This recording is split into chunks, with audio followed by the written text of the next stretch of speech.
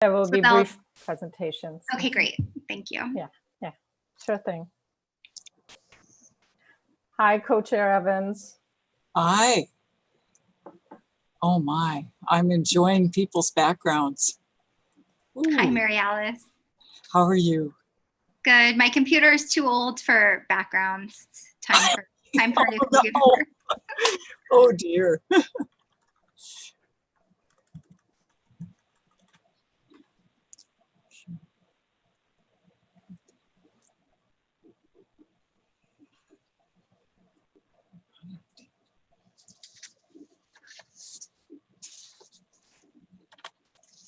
Co-Chair, we had a question about if someone needed to step away briefly to, have a break. Do they need to tell me or anything like that?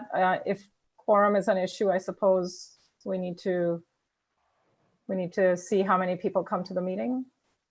Well, I think we need a quorum to convene the meeting. If I am remembering our briefings by the AG's office and OIP. And we need a quorum for any votes. I think informational items can be presented without confirming a quorum.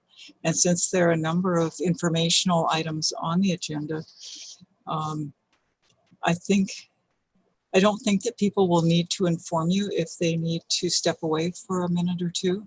Okay. Because we won't Great. need to stop the meeting. Correct. Okay. So only for the action items. Yes. We would just need to make sure we have a quorum when we're taking a vote. Great. Yes. Thank you.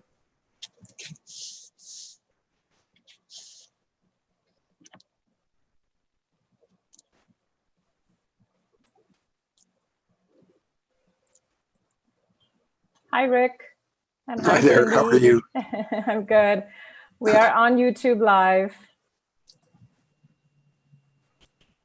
I told you because of this trial I'm in for the state. That you, Yeah, if correct. it goes well, I hope we all get a tax break. But I'll have to step off at 2:30 Okay. to meet with an expert. Yeah. So we've got all our action items up front, so we should be well done with Happy those. to do whatever I can till then. Yeah, Thank you, Rick. sure. Putting you Anu, on mute for now. Yes. Sorry. there is a bit of an issue. I don't think that link for the live is connected to this live. To the what? Slides? The YouTube live link isn't working for this. So it has to be a different link. So we have a different link? Is that what you're I'll saying? put it in the chat. Okay, so is it possible to get into our website and change that as well? Or maybe send me the link on, if you're able to send me the link on DM, then I can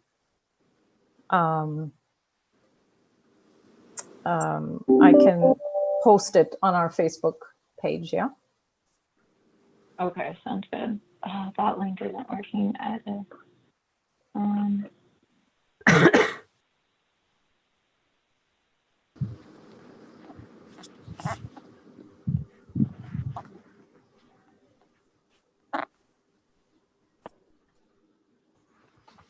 I'll take care of admitting people into the meeting in the meantime. Okay, thanks.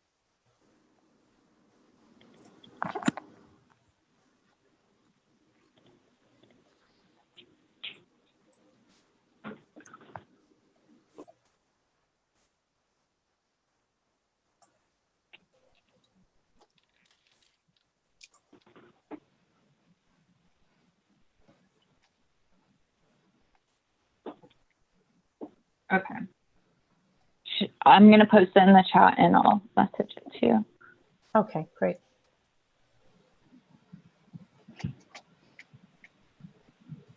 If you could message that, yeah. I'll put it on our Facebook page.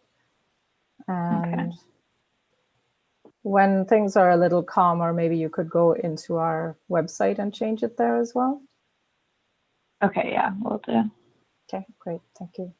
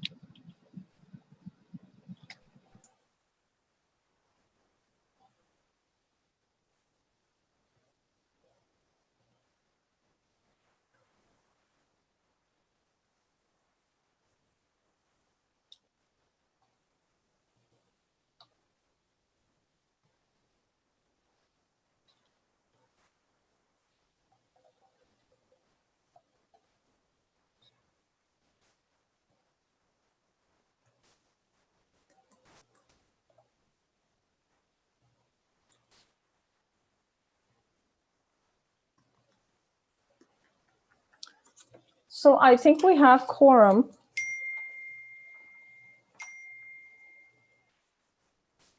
If you want to do roll call, etc.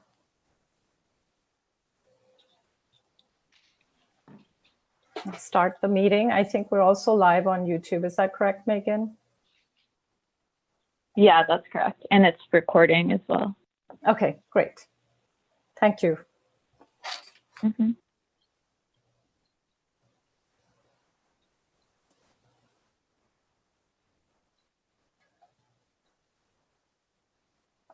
Co-Chair Evans, you're muted. Anu, my clock still says 12:58. So Okay, let's wait a couple more minutes. sounds good. Thank you. Don't want to jump the gun.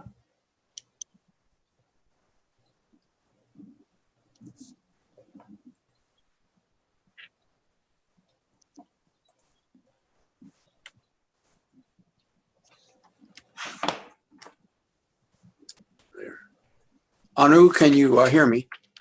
Yes, I can. I'm guessing, and maybe either you or Suzanne can answer. If we're not talking, it probably makes it cleaner with less static. In this Zoom trial we're doing, we're all staying muted until we have something to say. Would you prefer that? Yes, that would be great. And also, as a host, I can mute you if you're being noisy, Rick. Okay, I'll try to. So I'll go on mute. And we're asking all the commissioners to keep their video on and the non-commissioners to keep their video off for now until it's time for them to present. We're also live on YouTube and recording, so just mind your P's and Q's. Okay, well, why don't we go ahead and get started? I am Mary Alice Evans, the co-chair to the Hawaii Climate Change Mitigation and Adaptation Commission, along with Chair Suzanne Case. And I'll go ahead and open the meeting with a roll call of the members. And we'll start with the Senate representatives. Are there any here on the call yet, the Zoom? If not, the representative for the House EEP committee. Hi, I'm here. Thank you, Representative. Is there a representative for the Waterland and Hawaiian Affairs Committee? If not, is there a representative for the Hawaii Tourism Authority? Yes, Rick Fried, and I'm here. Thank you, Rick. Let's see. Department of Agriculture. Brian Cow here. Thank you, Brian. Representative CEO for the Hawaiian Office of Hawaiian Affairs. Sylvia Hussey here. Welcome, Sylvia. Thank you. And representative for DHHL. Aloha, Tyler Gomes here. Thank you, Tyler. And I'm representing DBED. Is there a representative for DOT? This is Lynn Araki Regan for DOT. Thank you. Thank you, Deputy Director. Department of Health. Keith Kawaoka here. Thank you, Keith. For DBED, Scott. Aloha, Scott Glenn here on behalf of DBED. Thank you. Representative for the Department of Education.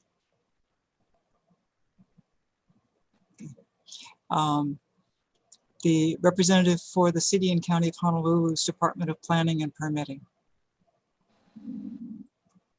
Josh Stanbro here from the City and County of Honolulu. Thank you, Josh. Maui Department of Planning. Yes, Jeff Dack. Welcome, Jeff. The Hawaii County, I see Michael there. You're present. Okay, thank you. And Kauai Department of Planning. President Kaina Hall here, Chair. Thank you. And is there a representative for the Adjutant General? Not. And the Planning Program Manager for the Coastal Zone Management Program? Present. Present. Okay, that concludes the roll call. We will now have a briefing from our coordinator on the rules of participation, especially as to public testimony. Anu. Yes, thank you, Co-Chair Evans and aloha, commissioners. Just wanted to let you know that this is being broadcast live on YouTube. And the testimony rules were basically that people would have had to let us know 24 hours in advance. We did not get any testimony requests, either in writing or for in person. And then I think that's sort of basically it. Okay, thank you, Anu. I do believe that you have somebody from the Adjutant General's office designated to, is it to Mr. Myers? Oh, I'm not yeah. sure. Hi, Luke. Welcome. Afternoon, Mary Alice. Thank you. I'm here. Thank you. Thank you, Anu. The next item on our agenda is approval of the May 13th, 2020 meeting minutes. Have the members had an opportunity to review the minutes? Do you have any comments, concerns, objections, changes? If so, unmute and raise your hand and go ahead and start speaking after introducing yourself.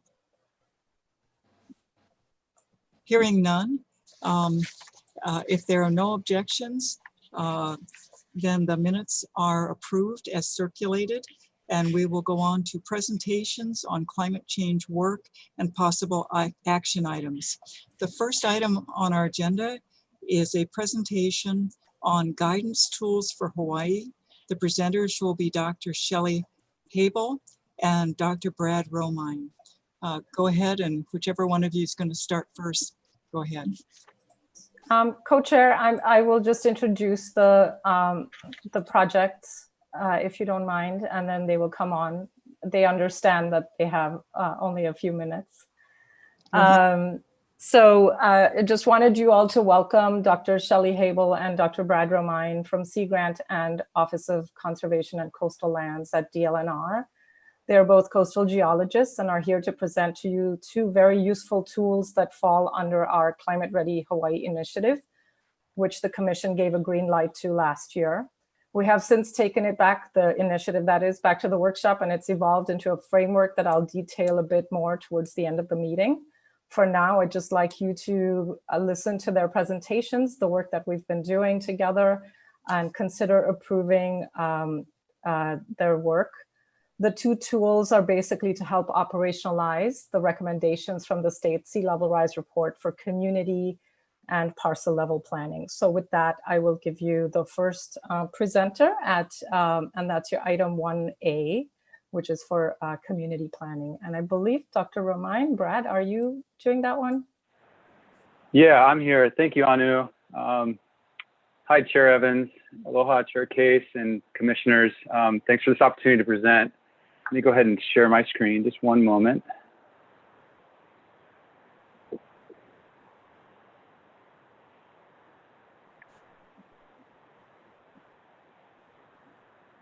Okay, hopefully you all are seeing my first slide there. Okay, yes, good. Yeah, aloha again.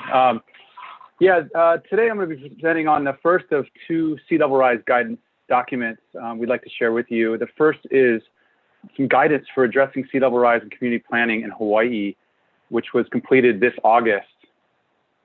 This is a Hawaii Sea Grant project in close partnership with State DLNR, Office of Conservation and Coastal Lands, and the Office of Planning Coastal Zone Management Program. The full project team is listed here on this first slide. Kitty Courtney from Tetra Tech was our project consultant, did much of the document writing. Mahalo to her and the rest of the project team for all their hard work over the past 4 years. The community planning guidance is part of a bigger project called Building Resilience to Coastal Hazards and Climate Change in Hawaii, which is funded through a 2016 NOAA Coastal Resilience Grant and additional funding from the OCCL.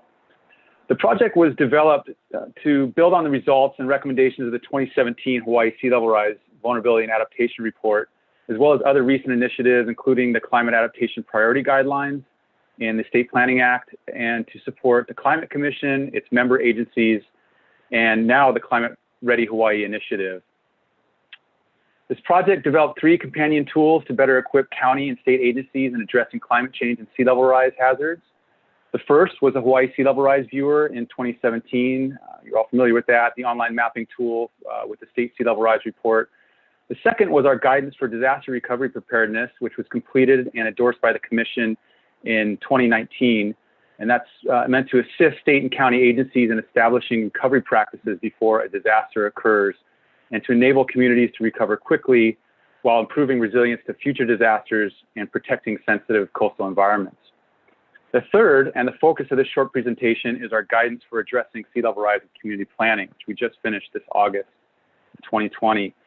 We see these projects as a continuum of planning tools for state and county agencies, from the statewide Sea Level Rise Report and Viewer to the Guidance for Addressing Disaster Recovery Preparedness at the state and county scale, to integrating sea level rise considerations at the community planning scale, and now looking at sea level rise considerations at the property scale with the guidance Shelley will describe in the next short presentation. It'll be critically important for localities to institutionalize flexible decision-making frameworks that extend long into the future, possibly for 50 years or more. But this presents a challenge for community planning, which typically has an outlook of 20 years or so. Land use decisions made today will be in place and have consequences well into the latter half of the century, when 3 feet or more of sea level rise is likely to be realized. Adapting to sea level rise requires communities to make difficult decisions, weighing priorities and consequences. Community planning frameworks provide a critical entry point and existing framework for locally appropriate combination of decision analysis, land use planning, and public participation. The purpose and approach of this guidance is to assist county planners to better build upon and improve ongoing efforts to address sea level rise. Our focus is on the county general and community plans as a critical entry point, though the guidance may also be applied in other related planning efforts. This guidance was developed through research and extensive input and technical review from planners in each of the counties. We conducted 15 different outreach events with over 100 county staff and other stakeholders. This included workshops, webinars, smaller consultations. In addition, we received written comments on drafts, which were essential to refining the guidance. This guidance was about 4 years in the making. We really took our time to make sure we captured and documented emerging practices for sea level rise planning through our research, but particularly by following and contributing to ongoing community plan updates within each of the counties. So real briefly on our results and recommendations, I don't have time to go into these in detail. I'll be happy to answer questions if we have time later. This guidance with recommended practices are provided under 4 key topics. The first is vulnerability assessment. Second is land use and development alternatives. Third is plan and policy alignment. And fourth, adaptive management, with recommended practices provided under each of those 4 guidances. The guidance and recommended practices are aligned to the community planning and implementation cycle. In step 1, a vulnerability assessment for sea level rise is critical to understanding present and future conditions as part of developing a community profile.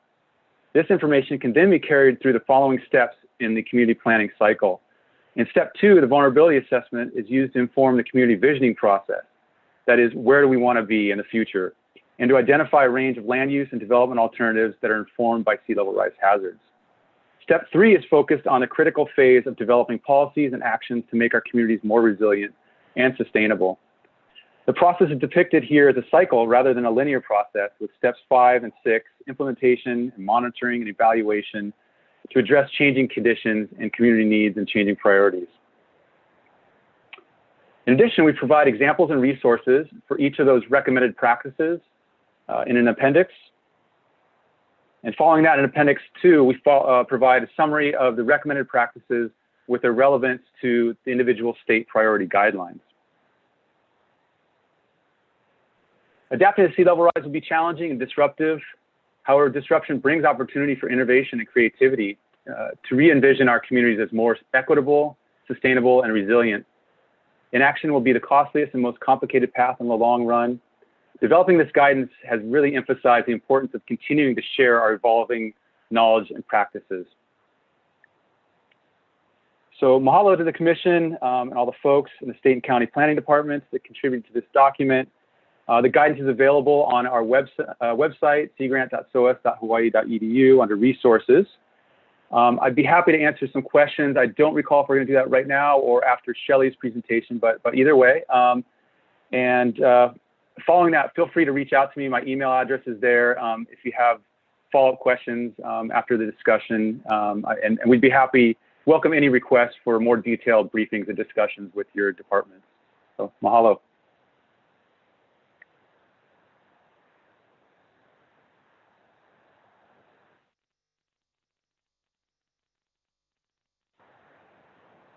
Sorry, Chair Evans, I think you're on mute. I can't hear if that's a question for me. I'm on mute. My apologies. Yes, somehow I got muted. Do we want to have a discussion by the members now, or do we want to move on to the second part of this sequence of policy discussions and hear from Dr. Shelley Habel at this point? Let's see a show of hands if you would like to have a discussion now. Do I see, or do you want to move on and hear the second half of the presentation? Hands, I see hands raised for that option. Anu, would you like to introduce Dr. Shelley Habel? Yes, co-chair, I had already introduced. If she just wants to go directly into her presentation, that would be great. We are having some problems with our YouTube broadcast. So if I seem a little distracted, please forgive me. I'm trying to get people access to our YouTube channel, but please carry on. Okay, Shelley, go ahead. Okay, I'm gonna go ahead and share my screen. Okay, is everyone seeing that?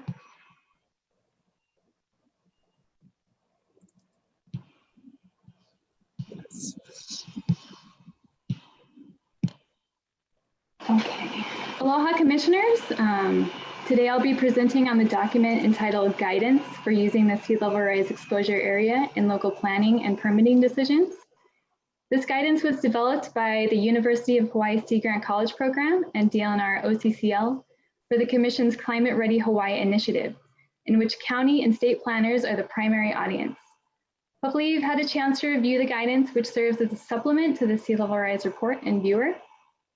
Its primary purpose is to assist planners, natural resource and infrastructure managers, and others with understanding and using the sea level rise exposure area from the report and viewer in day-to-day planning and permitting decisions, particularly at the property level scale.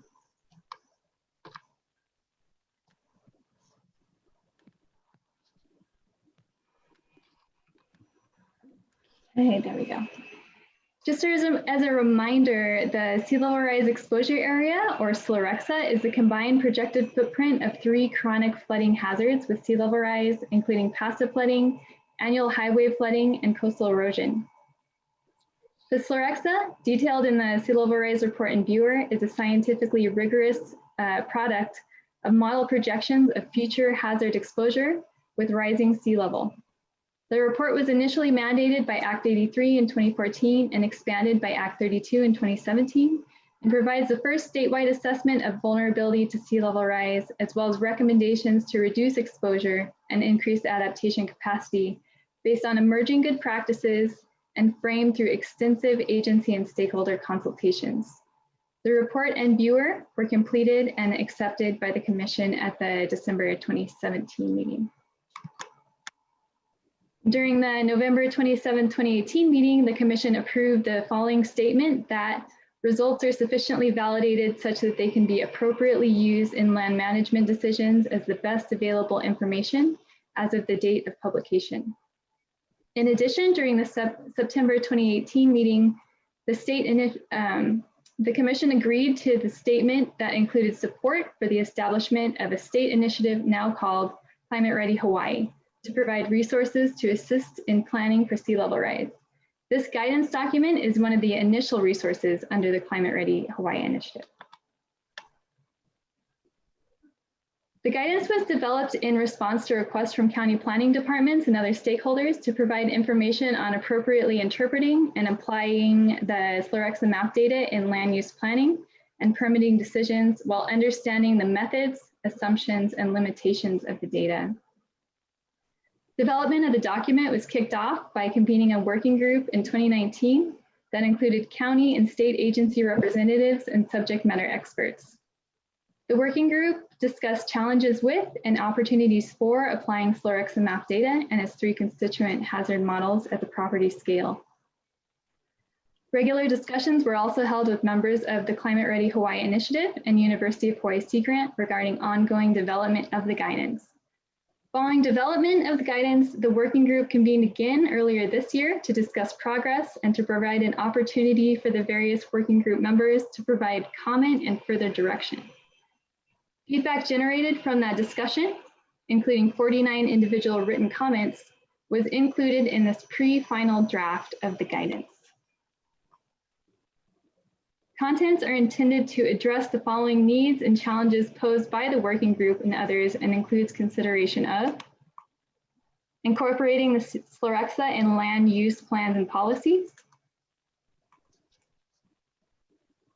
interpreting and applying the spatially variable SLREXA data, applying the SLREXA in permit review at the property scale, and relating the SLREXA model projections to existing shoreline hardening and backshore geology. Again, county and state planners are the primary audience for this document. The guidance is not intended to be prescriptive and offers a range of approaches for the interpretation and application of the report and viewer, with discussion of benefits and drawbacks. So the next steps include 1, finalizing the guidance with a statement from the commission if provided. 2, updating the sea level rise viewer with additional information, including TMK overlays. And 3, welcoming requests for more detailed briefings to planning departments. Following discussion today, we're kindly asking the commission to consider acceptance of the statement shown, endorsing both documents presented by Dr. Romain and I as resources that support recommendations made in the Hawaii Sea Level Rise Vulnerability and Adaptation Report, and as a resource of the Climate Ready Hawaii Initiative. Thank you, commissioners, for your time and consideration. Thank you, Dr. Zabel. Commissioners,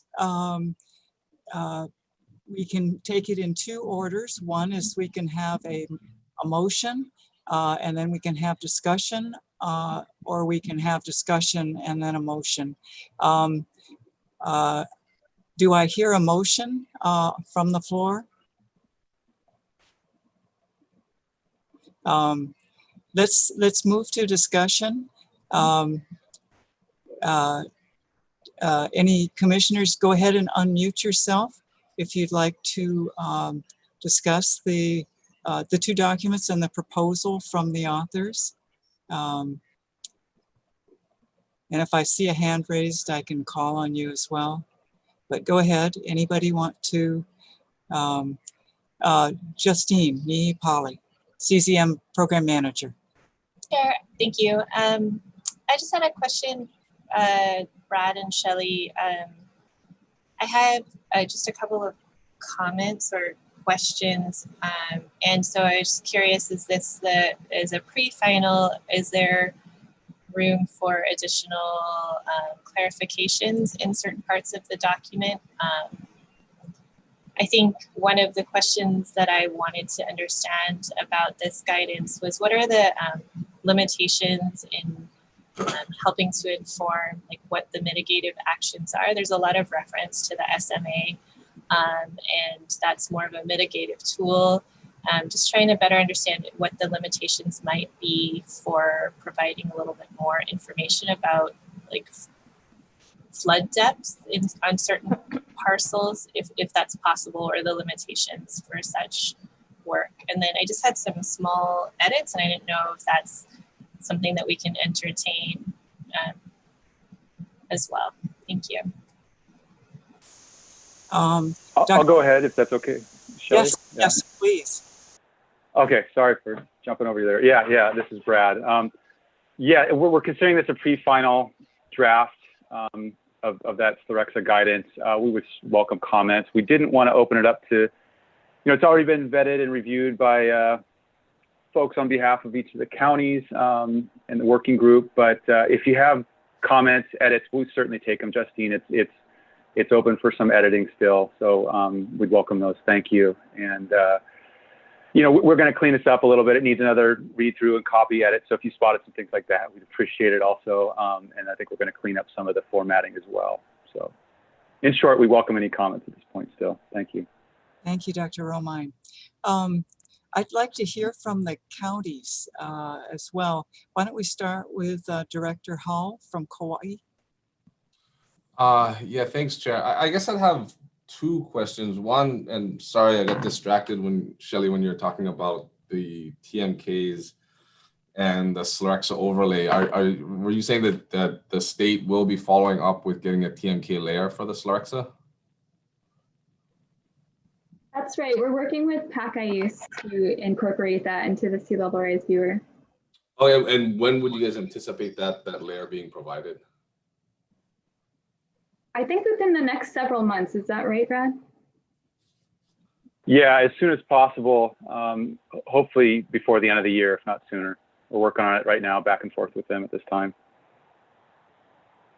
All right, thank you. Thanks. And I have one more question to Chair. And then sorry, Brad and Shelley, that this didn't get transmitted over during the comment period, but something that came up after relatively recently was on the recommended approaches for backshore geology and at least incorporating backshore geology into our analyses. I think one of the questions we had was, are there certain types of backshore geology, aside from, of course, a hard rocky backshore geology, but like, are there certain topographical or soil conditions that could either slow or exacerbate coastal erosion? I guess that wasn't kind of clear in the report. And so in making that analysis, then if you do say a soil depth analysis on a case-by-case situation, are we actually going to be faced with scenarios in which the Slerexa coastal erosion line may differ once that soil analysis is done?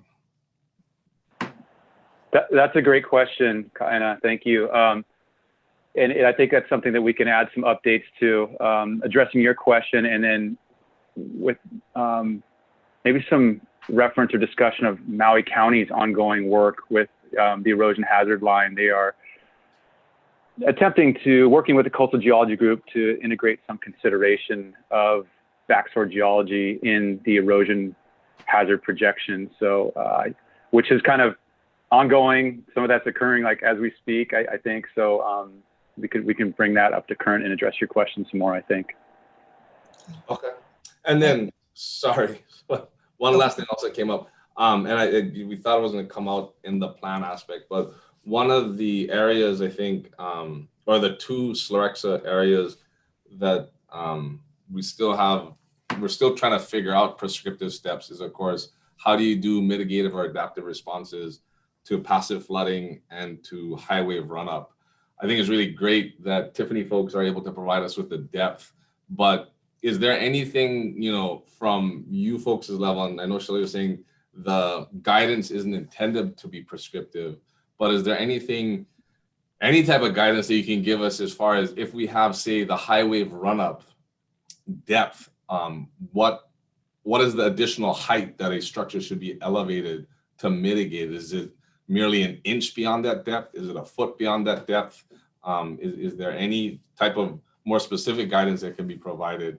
And the same for passive flooding. I think I'm under the impression that if a county or municipality goes to freeboard, then the passive flooding, for the most part, you'll be good. But I didn't quite get that in the guidance document itself.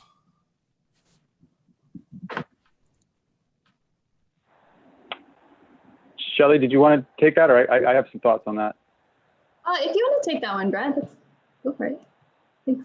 Oh, okay, well, jump in if you want to add anything else, of course. Yeah, another great question. I think that's an area that needs ongoing work, which is, we could use some more guidance on that. I think part of the challenge is that, let me know if you see this the same, is that we need to work with our floodplain managers in the counties and the state to figure out how to integrate the sea level rise Slerexa data with floodplain management and things like, freeboard and flood height and things like that. And we didn't quite get there with this guidance. I think that's a key next step that maybe we can talk a little bit more about it in this guidance, but it may be another project, another ongoing effort between the agencies, including the floodplain managers. Okay, thank you, Dr. Romine. Let's go to Director Yee from Hawaii County, followed by Jeff Dack from Maui, and then Josh Stanbro for City and County. Director Yee. Hi. So I know Bethany Morrison and April Supernaut were more involved with the discussions on the second document on the local planning and permitting decisions work. We're certainly supportive of the first document on the community planning. Comparatively to other islands, we're still kind of more in our infancy phase of trying to understand and have all the studies that we need to inform our decisions moving forward. But in general, I think we're certainly supportive of this current document and moving it forward. I think trying to wait to have all the information to move forward would just be a long wait. So we got to start somewhere. So that would just be a general comment. And then I think all the questions from Kayana were great. And certainly we share some of those same concerns. Thank you. Thank you, Michael. Jeff. Yes, thank you. Unfortunately, I haven't had a chance to thoroughly review both documents, but what I've seen looked reasonable. I'd like to talk a little bit more about, though, of course, you mentioned there's ongoing work, and there always will continue to be. And at some point, you have to publish a report and move on. But if there was I don't know if it's anticipated in the program that was set up, Climate Ready Hawaii Initiative, to be able to provide updates, as critical updates, or maybe periodic updates to the report to add to the foundation that's been built from as we continue to learn. And so I guess I don't know if you've had the thought about doing that or that's in the program, but my thinking on that would be that you've pulled together a really good. There's a lot of study and a lot of work being done out there. It's been pulled together in one place, lots of thoughts, and to the extent that this could be used as a vehicle to continue to add and build in a comprehensive manner. So when we learn things here, there, and everywhere, that on some periodic basis, maybe they get pulled into this and get updated. So we have something that's not quite a living, breathing document, but wouldn't it kind of just stop here, at the end of 2020, but continue to be updated and to be a fairly and somebody 2 years from now could pick it up and it would be a reasonably up-to-date resource at that time, as opposed to just what it looked like in 2019. I mean 2020, excuse me. Thank you. Thank you, Jeff. Josh, followed by I think Sam and Scott, and then Brian Cow for state agencies, and then Lynn. Go ahead, Josh. Sure, thanks, Chair. I just want to thank Brad and Shelley. I know they've been working closely with Matt Gonzer in our office and Katya and DPP and others, and have incorporated the comments and feedback that we had given. So we're especially interested and supportive of the idea of bringing that TMK layer in. Obviously, that's an important facet, especially around disclosure, which this commission has supported in the past and is an important path forward. And then I would just point out, just for clarity's sake, we are launching right now, the City and County of Honolulu is launching a Climate Ready Oahu initiative, which is our climate adaptation strategy at climatereadyoahu.org, I believe it is. So I think in some ways it dovetails well, but I just want to point out to folks, Climate Ready Hawaii, statewide, Climate Ready Oahu is a local effort here. It's going to draw from a lot of these materials. So appreciate having them come out just in time delivery. So I appreciate it. Thank you, Josh. Sam, representing OCCL, one of the strong participants in this project. Did you want to say anything? No, I don't have anything to say. I just want to thank everybody for considering this. Shelley and Brad and the extended team members worked very diligently on this. Very complicated and meticulous work that took place here. A lot of thought that went into it. And so I'm hoping we can get some affirmation from the commission so that we can continue to move the agenda forward for climate adaptation, and certainly love to incorporate any comments or suggestions commission members or their staff have for us at this point. But the support really helps us keep motivated. Thank you, Sam. Let's go to another state agency. Let's see, Brian Cow for Department of Agriculture. Thanks, Chair Alice Evans. I don't have any comments at this time. I like everyone else, I just want to thank the research that's being done, and it's kind of scary, actually. I'd really like to see what the impact is on ag, being that's what we do, and I'm kind of curious as to how the elevation in the groundwater is going to affect coastal agriculture, not necessarily from the flooding perspective, but just the salinities and whatnot. I don't know if that's something that is that we can look at, but that's about it. Thanks. Thank you. Let's see, Tyler for DHHL, you're a landowner and have coastal properties. Yes, we do. I don't know to what extent, if at all, DHHL was either included or consulted on this. I'm not aware of any, but I do think that it might be beneficial to have a presentation like this, maybe in a longer format, to the Hawaiian Homes Commission. And also, I think after this meeting, we can coordinate it. I think our planning division, just given our unique relationship with the counties, it might be very helpful for our planning division to have a discussion with Sea Grant just to figure out how and what we implement on Hawaiian homelands. And thank you for your hard work. Thank you. Scott Glenn, representing DBED. Thank you, Mary Alice, but no questions or comments at this point. Thank you for your hard work, everyone. Okay, Lynn, Deputy Director Rocky Regan for DOT. Yeah, I have no real comments. Just wanted to mahalo the group for putting this together. I guess I'm just wondering, in response to the suggestion, on providing some type of affirmation, what kind of affirmation would you suggest at this point? Because I guess there was a suggestion to incorporate some other points, but I guess, is there anything we can do to show our affirmation beyond our comments today? I think, Deputy Director, there is a statement of acceptance of the draft statement by the Commission that's on the shared screen.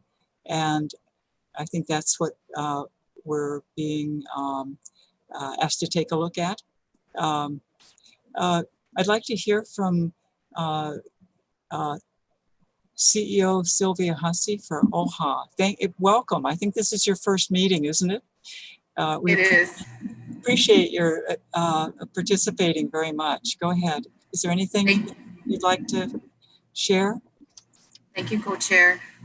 One, thank you for the invitation, and I'm going to preface everything as I have my New Girl card, and I'm going to hold that New Girl card and echo some of the comments, which one, first, thank you for the hard work. It's clearly a lot of hard work and very intentional and thoughtful considerations for the uniqueness of the settings of the islands.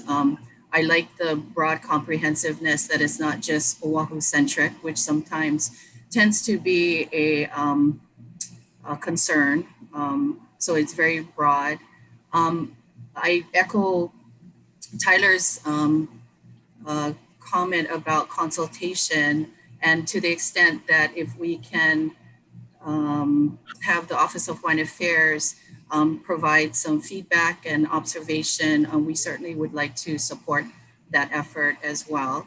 And then last but not least, I'd like to support thoughtful implementation and rollout. And I don't know how the rollout and implementation is normally done, but given that this is not intended to be prescriptive, but guidance, what is our process to have feedback, after, say 6 months to a year as to how helpful the guidance has been, as it's being implemented in the counties?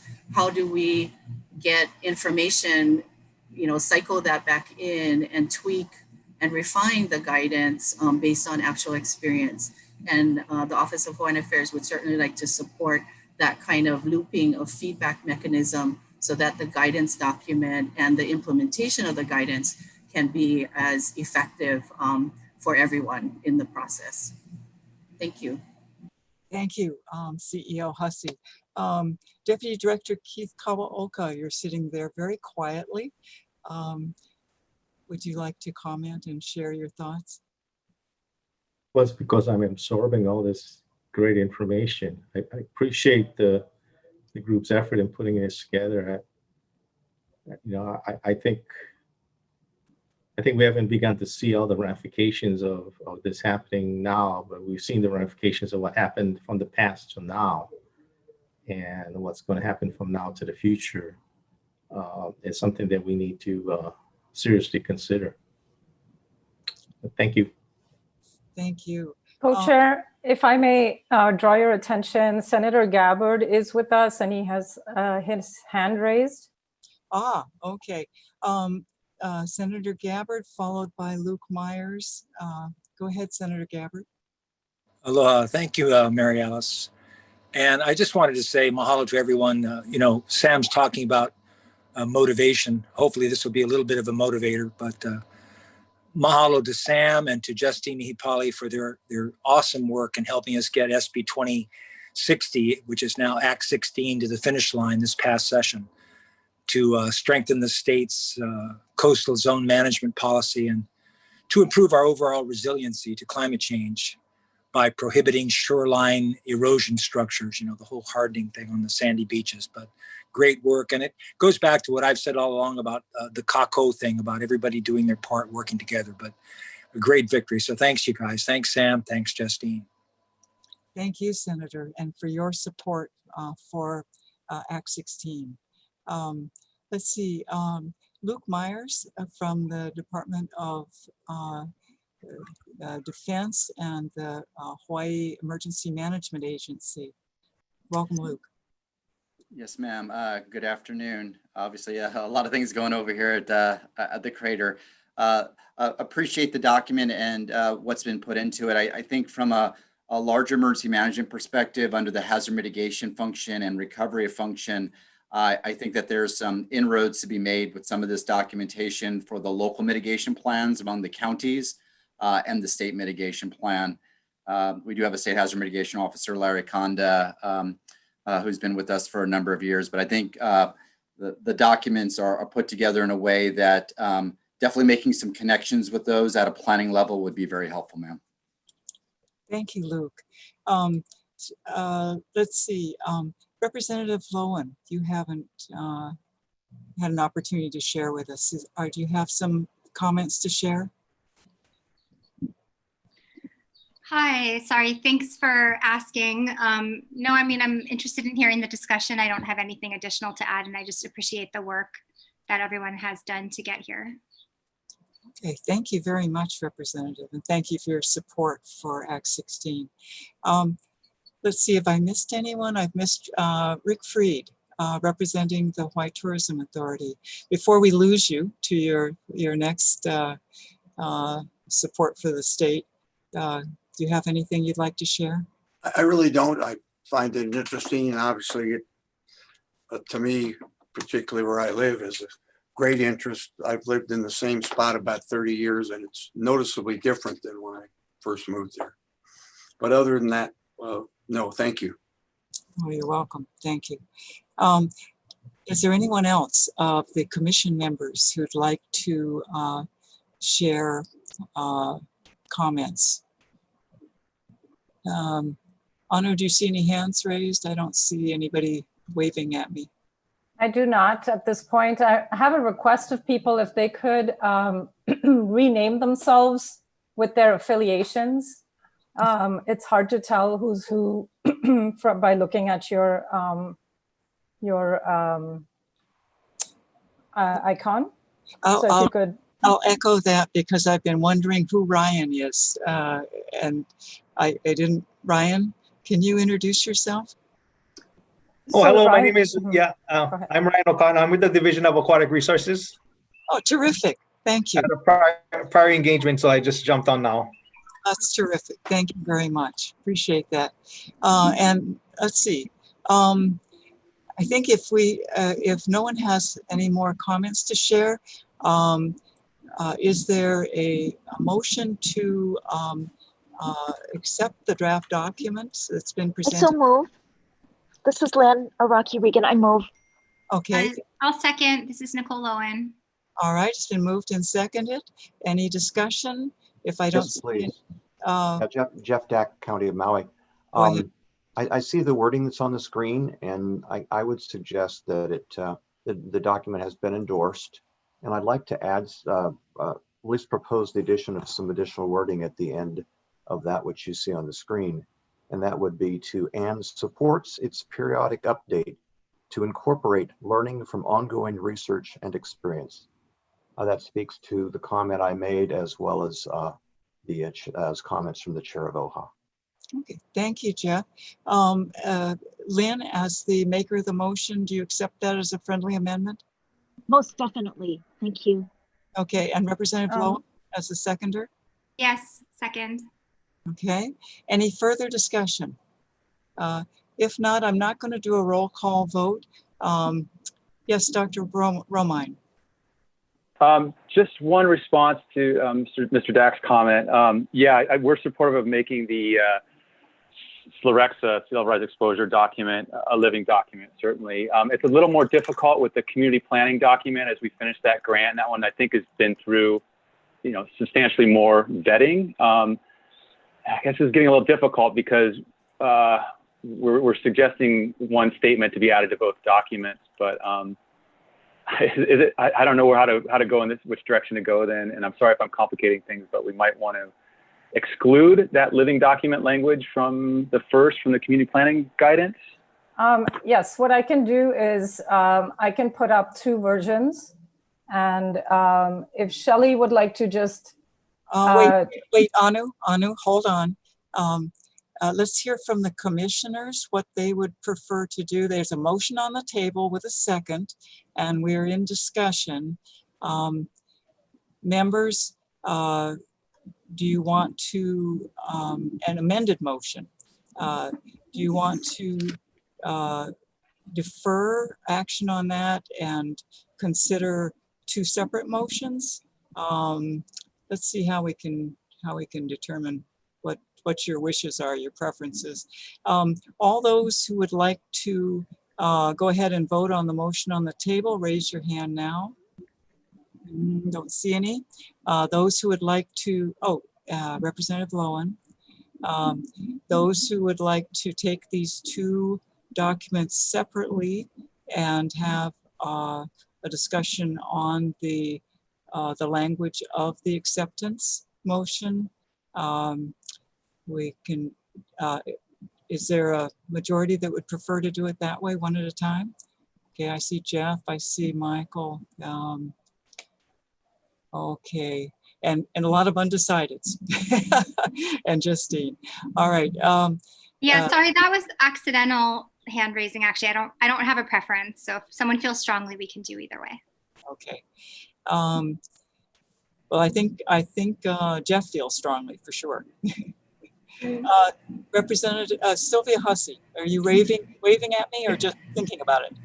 No, I'm waving and to make a suggestion that perhaps it might be helpful for the commissioners if Anu helps us by inserting the language that Jeff suggested so that we can see the amended motion that's before us, and then perhaps commissioners can then have a better decision about one, voting for the amendment and then going to the main motion, or voting down the amendment and then putting forward a new motion to bifurcate the action.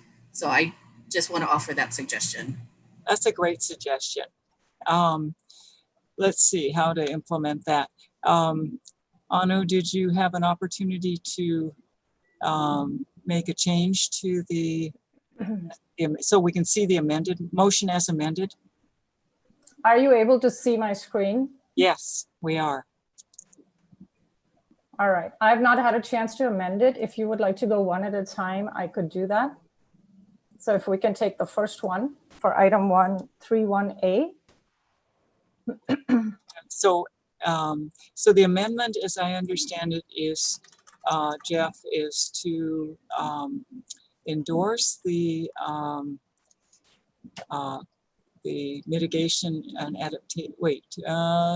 The document has been endorsed by the Hawaii Climate Change Mitigation and Adaptation Commission to support implementation of recommendations in the Hawaii Sea Level Rise Vulnerability and Adaptation Report adopted by the Hawaii Climate Change Mitigation and Adaptation Commission in October of 2017, and as a resource of the Climate Ready Hawaii Initiative. That's how it reads currently.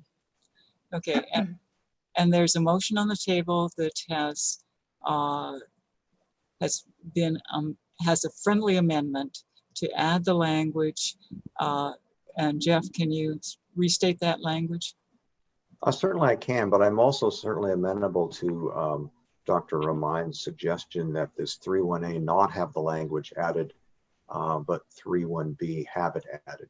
That's certainly, so in my opinion, I'm not sure procedurally how to accomplish this, but this wording, in my opinion, looks just fine for 31A as after the comments and concerns raised by Dr. Ramine. Well, I need to go to the maker of the motion, Lynn Araki Regan, and what's your preference? I'm agreeable to keeping it just like what's on the screen. Okay, and then the second, Representative Lowen? Second. You're okay. All right, we'll take a vote on the language for the document that was presented in 31A. And so, further, any more discussion? No further discussion? Okay. Everybody who is in favor of this document, raise your hand. Let's see, I mean, looks like it. Any opposed? I don't see any abstentions. Okay, if not, we have accepted the statement of approval for the first document, which was guidance for addressing sea level rise and community planning. So we'll go to the second document, which is guidance for using the sea level rise exposure area in local planning and permitting decisions. Do I have a motion to accept the language as presented on the screen?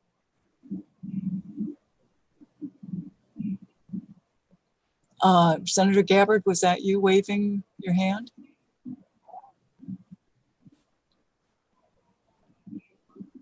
Yeah. Here's a motion. Would you like to make a motion to accept the language that has been presented on the screen? Yes, please. Okay. Do I hear a second? I'll second. Okay, thank you. Thank you. Okay, discussion. Is there any discussion on this language? Yes, Jeff Dack, County Maui. Now I would like to appropriately insert, I'd like to propose additional wording at the end of the statement on the screen. And that wording would read, and supports its periodic update to incorporate learning from ongoing research and experience. Period. Thank you. Thank you, Jeff. So Senator Gabbard, as the maker of the motion, do you accept that as a friendly amendment? Yes, I do. And Rick Fried, as the seconder, do you accept that? I do. I would just say that I think what Jeff has suggested is fine, but I think it isn't really necessary. At any time people want, they can periodically update by making a motion at that time, and to including such language as becomes appropriate based on further scientific evidence. But I'm fine either way. I mean, I think it's a bit unnecessary, but I'm sort of neutral is all I'm saying. I don't think it's necessary language. Okay, but as the seconder of the motion, are you willing to accept? Yeah, I'll accept, certainly. Right. Okay. Any further discussion? Seeing none, all those in favor of the language as amended, raise your hands. Any objection? Any abstentions? If not, we have accepted this language for the commission. All right, thank you so much, Dr. Romine and Dr. Habel. We're going to move on to the next. Co-chair. Yeah, I just wanted to note that I think that addition is a separate sentence, so it should say, instead of "and supports," the commission supports, as a new sentence. I think that sounds like a technical friendly amendment that doesn't need a vote. So we'll move on to item 3.2, Ocean Acidification Plan for Hawaii and Climate Nexus. And the presenters will be the commission staff and it sounds like Ryan, the DLNR Division of Aquatic Resources staff. So go ahead, whichever one of you wants to start. Yes. Thank you, co-chair. I will just be really brief here, and this is your item 3.2. So basically, the commission is being asked to endorse the effort that that is being undertaken under the Ocean Acidification Plan for Hawaii and the Climate Nexus that exists. So the statement describes that nexus briefly. And as folks might know, Hawaii became a member of the International Alliance to Combat Ocean Acidification in 2018. And as part of this obligation, State of Hawaii is drafting an Ocean Acidification Action Plan. It will be submitted as a voluntary commitment for the United Nations Sustainable Development Goals, the SDGs. And the commission, as I mentioned, is being asked to endorse this effort. DAR staff are here to answer any questions you may have at this point, and we can put that document up on screen shortly. Okay. Chair Case, did you want to have DAR staff provide some additional information on this statement?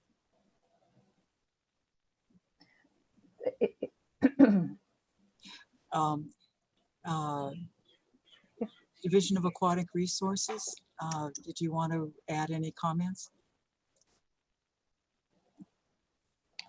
I don't have any additional comments, but maybe Amy, who's our in-house expert, might have something to say. Amy, would you like to share some comments? Commission, thank you so much for having us today.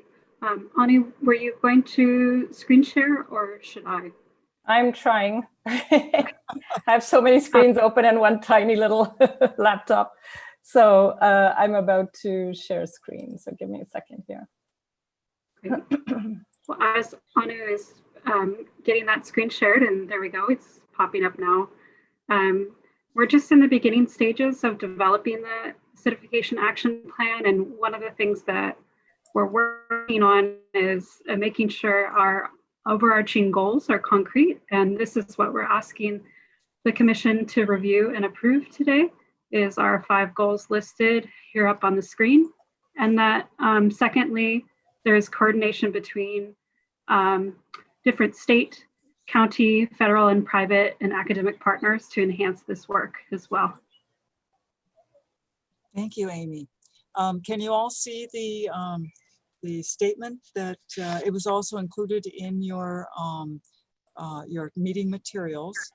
Anu, do you want to summarize it quickly? Yes. So basically, the first couple of paragraphs just talks about, the nexus between climate change and oceans and the damage that's being caused, as well as how oceans can be very resilient and help us become resilient, and they sequester carbon as well. And then it describes the effort as just what I had briefly outlined and what Amy has mentioned. So we're asking the commission under the "to further this work" section, which is right here that I've just highlighted, and I'll unhighlight so you can actually read it. And that is that you approve of the 5 goals in the Ocean Acidification Action Plan.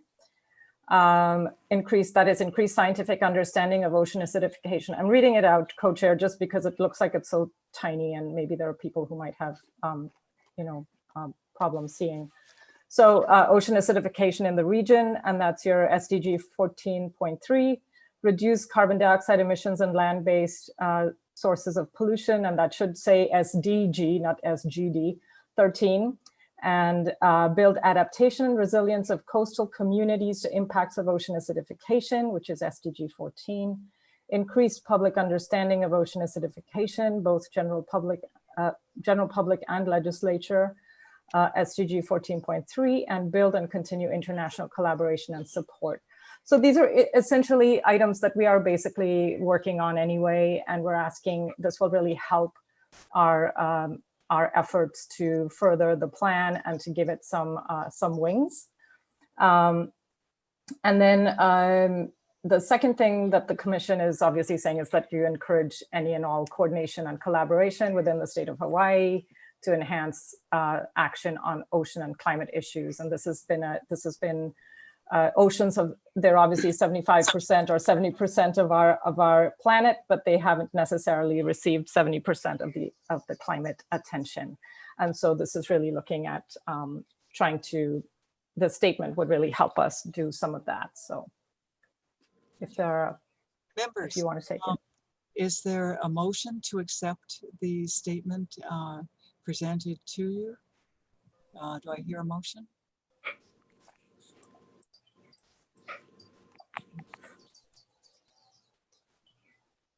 Dr. Hussey, are you? I was like, how do I'll put forward the motion for this to get it on the table for discussion. So I'll move. Okay, thank you. Is there a second?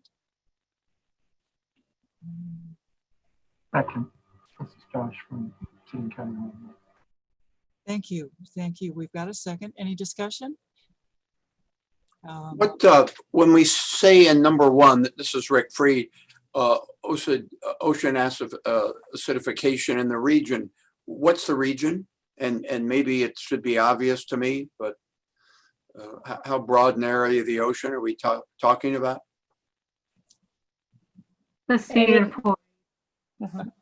Amy first and followed by Anu. Hi, Rick. The region would be the state of Hawaii. Okay, thank you. Okay. All right, any further discussion? Could I ask, add on state of Hawaii and how many miles out from the state of Hawaii or all the way up to Papahanaumokuakea, or can you help, put some boundaries on understanding? Amy? Thank you. That's a great clarification. State waters out to 3 nautical miles, and that includes the northwestern Hawaiian Islands and the monument. Thank you. Okay, any further discussion? Seeing none, we'll go ahead and take a vote. All those in favor of accepting the statement as a statement policy of the commission, raise your hands. Okay. Any opposed? Any abstentions? Seeing none, the motion's adopted unanimously.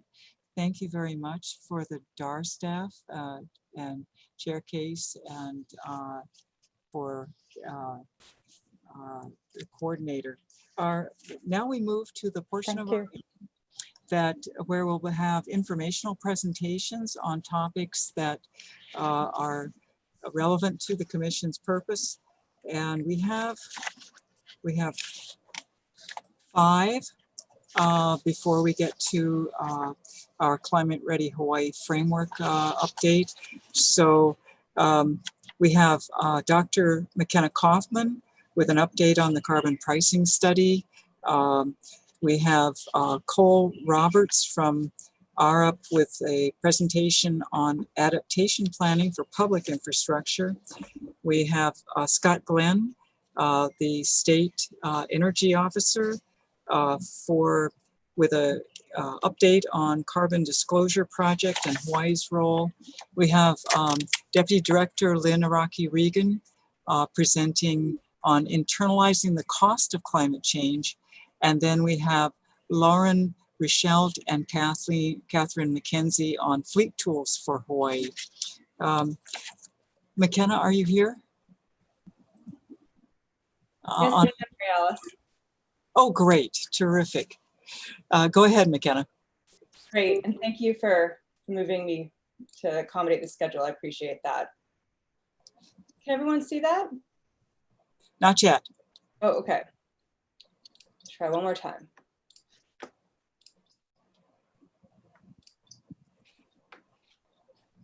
Yes, we can now. Okay, great. Let me just make that bigger. Okay, so I have only 5 minutes, so I'll make this very brief and happy to field questions. But I just wanted to give a quick update on the carbon tax analysis that my colleagues and I are doing for Hawaii, talk about the data, the methods, and the scenarios that we're looking at. And first, just want to acknowledge the project team. So it's myself and Paul Bernstein, who's also on this call today, Maya Shervine, Sherilyn Hayashida, and Sumner LaCroix. And I think most of you have the background of this, but for those of you who don't, this is a study that was came out of an effort from last legislative session, and it's between Hawaii State Energy Office and the University of Hawaii. So just very, very quickly to summarize the model, right? We're using this very comprehensive approach in terms of being able to really account for the supply side, the demand side, and then where market clears with prices. And this is for all sectors of Hawaii's economy. So it's a general equilibrium model in economic terms. And we're using the 2012 State of Hawaii Input-Output Table as the main data source in order to calibrate that model. So it's actually very fortunate. Eugene Tian at DBED, he manages the project that comes out with these input-output tables every few years. And we are kind of unique in order to, as a state, to have our own input-output table with economic flows really well presented. So that's great in order to build on this kind of framework. We have to, of course, to bring in additional data sources. So really quickly, the most important one is the National Bureau of Labor Statistics consumer expenditure data. So unfortunately, we don't have great information on how consumers spend their money in Hawaii by consumer type, right? So the input-output table gives us a generalized sense of how consumers spend over the 68 sectors, but not specifically to different income categories. And that's really important when we're talking about, anytime you're talking about changing a tax structure, right? So we augmented Hawaii's data with the national BLS data, but still sort of using the generalized parameters of how consumers in Hawaii spend their data, but then thinking about the income quintiles with the national approach.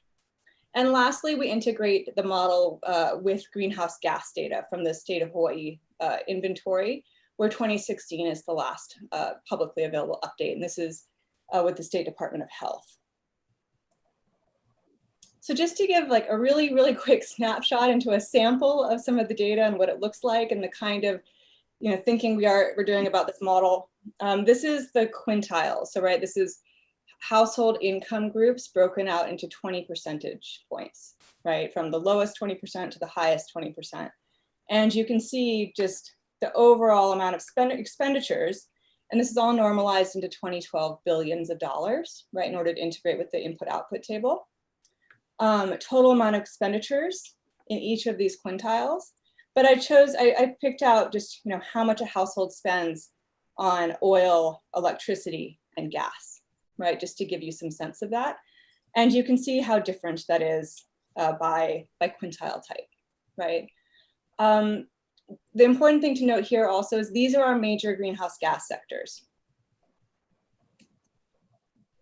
So the other things we have to do is we're projecting this from the year 2012 into the year 2045, right? Which is the state goal of reaching net negative emissions as early as practicable, but by no later than 2045.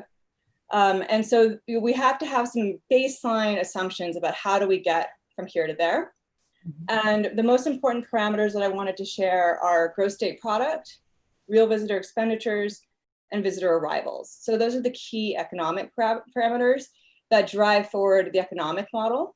And we all know that this study got a lot more difficult in COVID, right?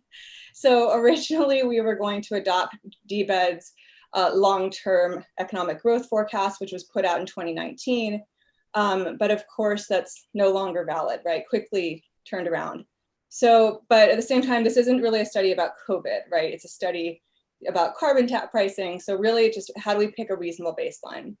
So we've adjusted DBED's long-range forecast for GSP using UHERO's more recent short-term forecast. And we're assuming, as well as actually based on some presentation comments by Dr. Tian, we're assuming that 2019 levels of GSP are achieved again by the year 2025. And of course, there's tons of uncertainty there. But what's most important is not that we get this forecast perfectly right, but that we have a reasonable baseline by which to assess the scenarios from, right? So this is this parameter, and the reason, so 2019 and 2025 have the same growth rate, because we're assuming that's when we get back to 2019 levels again. And we made that assumption for real visitor expenditures as well as visitor arrivals. And then after 2025, we pick up to the kind of the long range steady state growth rate. We also have built into the model a renewable portfolio standard constraint, where we've had to calculate an estimate based on behind the meter distributed generation, so mainly solar PV, how much, what the RPS actually is, just because the legal statute has that language of net sales. And this is our best estimate, and it's based on the Hawaiian Electric's most recent integrated grid plan, as well as the RPS sort of language of the RPS statute. Lastly, we're looking at the share of EVs. So this is a really important baseline element, because the more EVs you have on the road, the more you're sort of taking away from ground transportation emissions immediately in the baseline.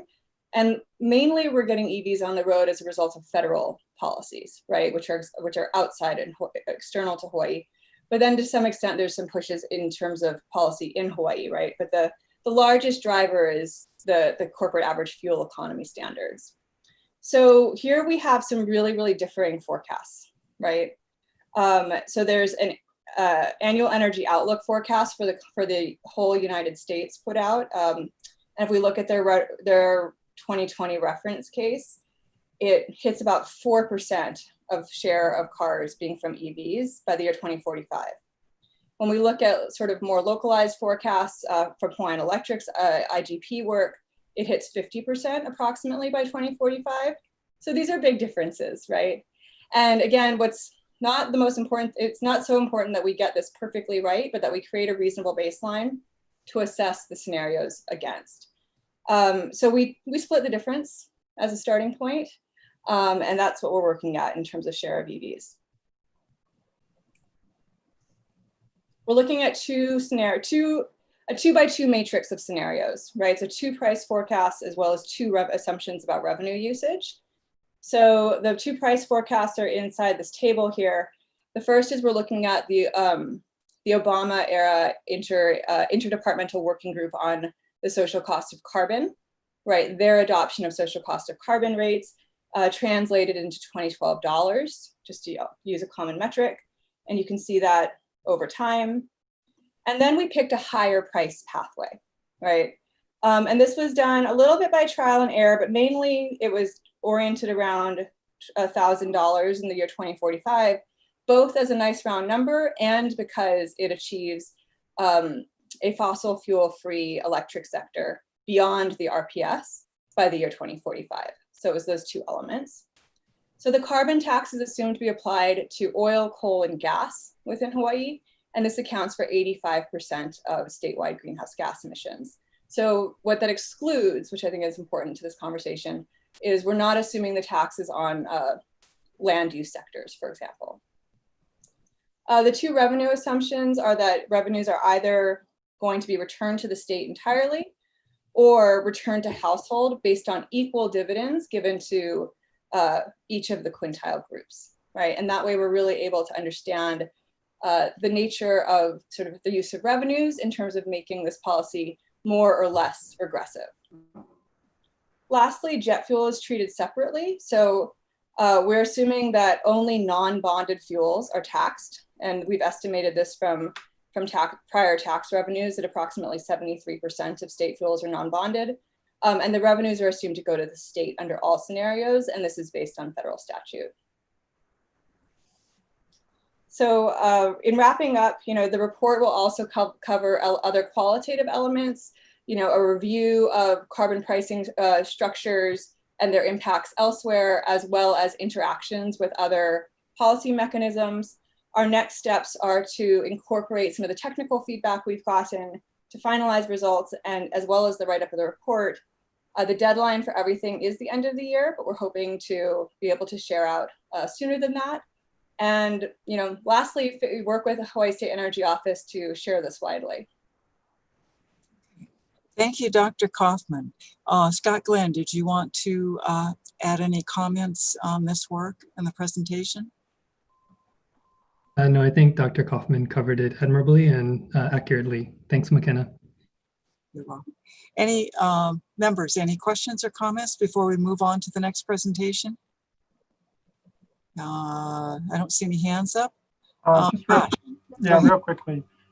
Would like to ask Dr. Kaufman how the EV projections square with a carbon neutral 2045. Is it possible to have carbon neutral 2045 goal met when you still have 62% or whatever it is of cars not being electrified at that point? So Josh, I think that question is relative to what we assumed in the baseline, right? And so the baseline represents sort of reasonable policy mechanisms on the ground that are kind of moving the market forward, right? Which is why I say the federal CAFE statute is the primary driver at the moment, right? And that said, this CAFE statute doesn't have to be, or definitely doesn't need to be met uniformly across all US states, right? And this is why we get some like really, really large variation in projections for future EV adoption and whatnot. So for the baseline, it's important to not assume that you get to 100%, because when you layer on the carbon tax, it will be moot, right? If in the baseline you've taken carbon out of the economy from some kind of external mechanism, then the scenario isn't allowed to work, right? So we'll see EV adoption, more EV adoption with the carbon tax layered on, both the social cost of carbon and the $1,000 pathway. Of course, you're going to get a lot higher levels of EV adoption the higher the tax is, right? Particularly as that interacts with a decarbonization in the electric sector, either through the RPS and or through the carbon tax, depending on which is the more binding policy. Does that help? Thank you. Any other questions or comments before we move on to the next presentation? I don't see any. Okay, I'd like to introduce Cole Roberts. Cole Roberts is with ARUP in San Francisco. Cole, how about you do a little self-introduction first before your presentation? I'd be pleased to. Thank you, Chair Evans, and mahalo to all of the commissioners and public that are attending today. It's a great pleasure and an honor to share with you some recent work that my colleague Jack Hogan and I have been progressing. I lead the energy and sustainability team for ARUP in San Francisco.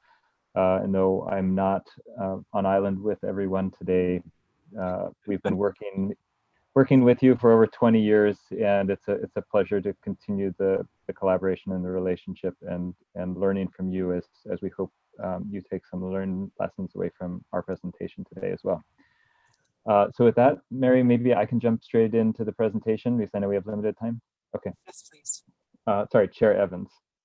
No, thank you.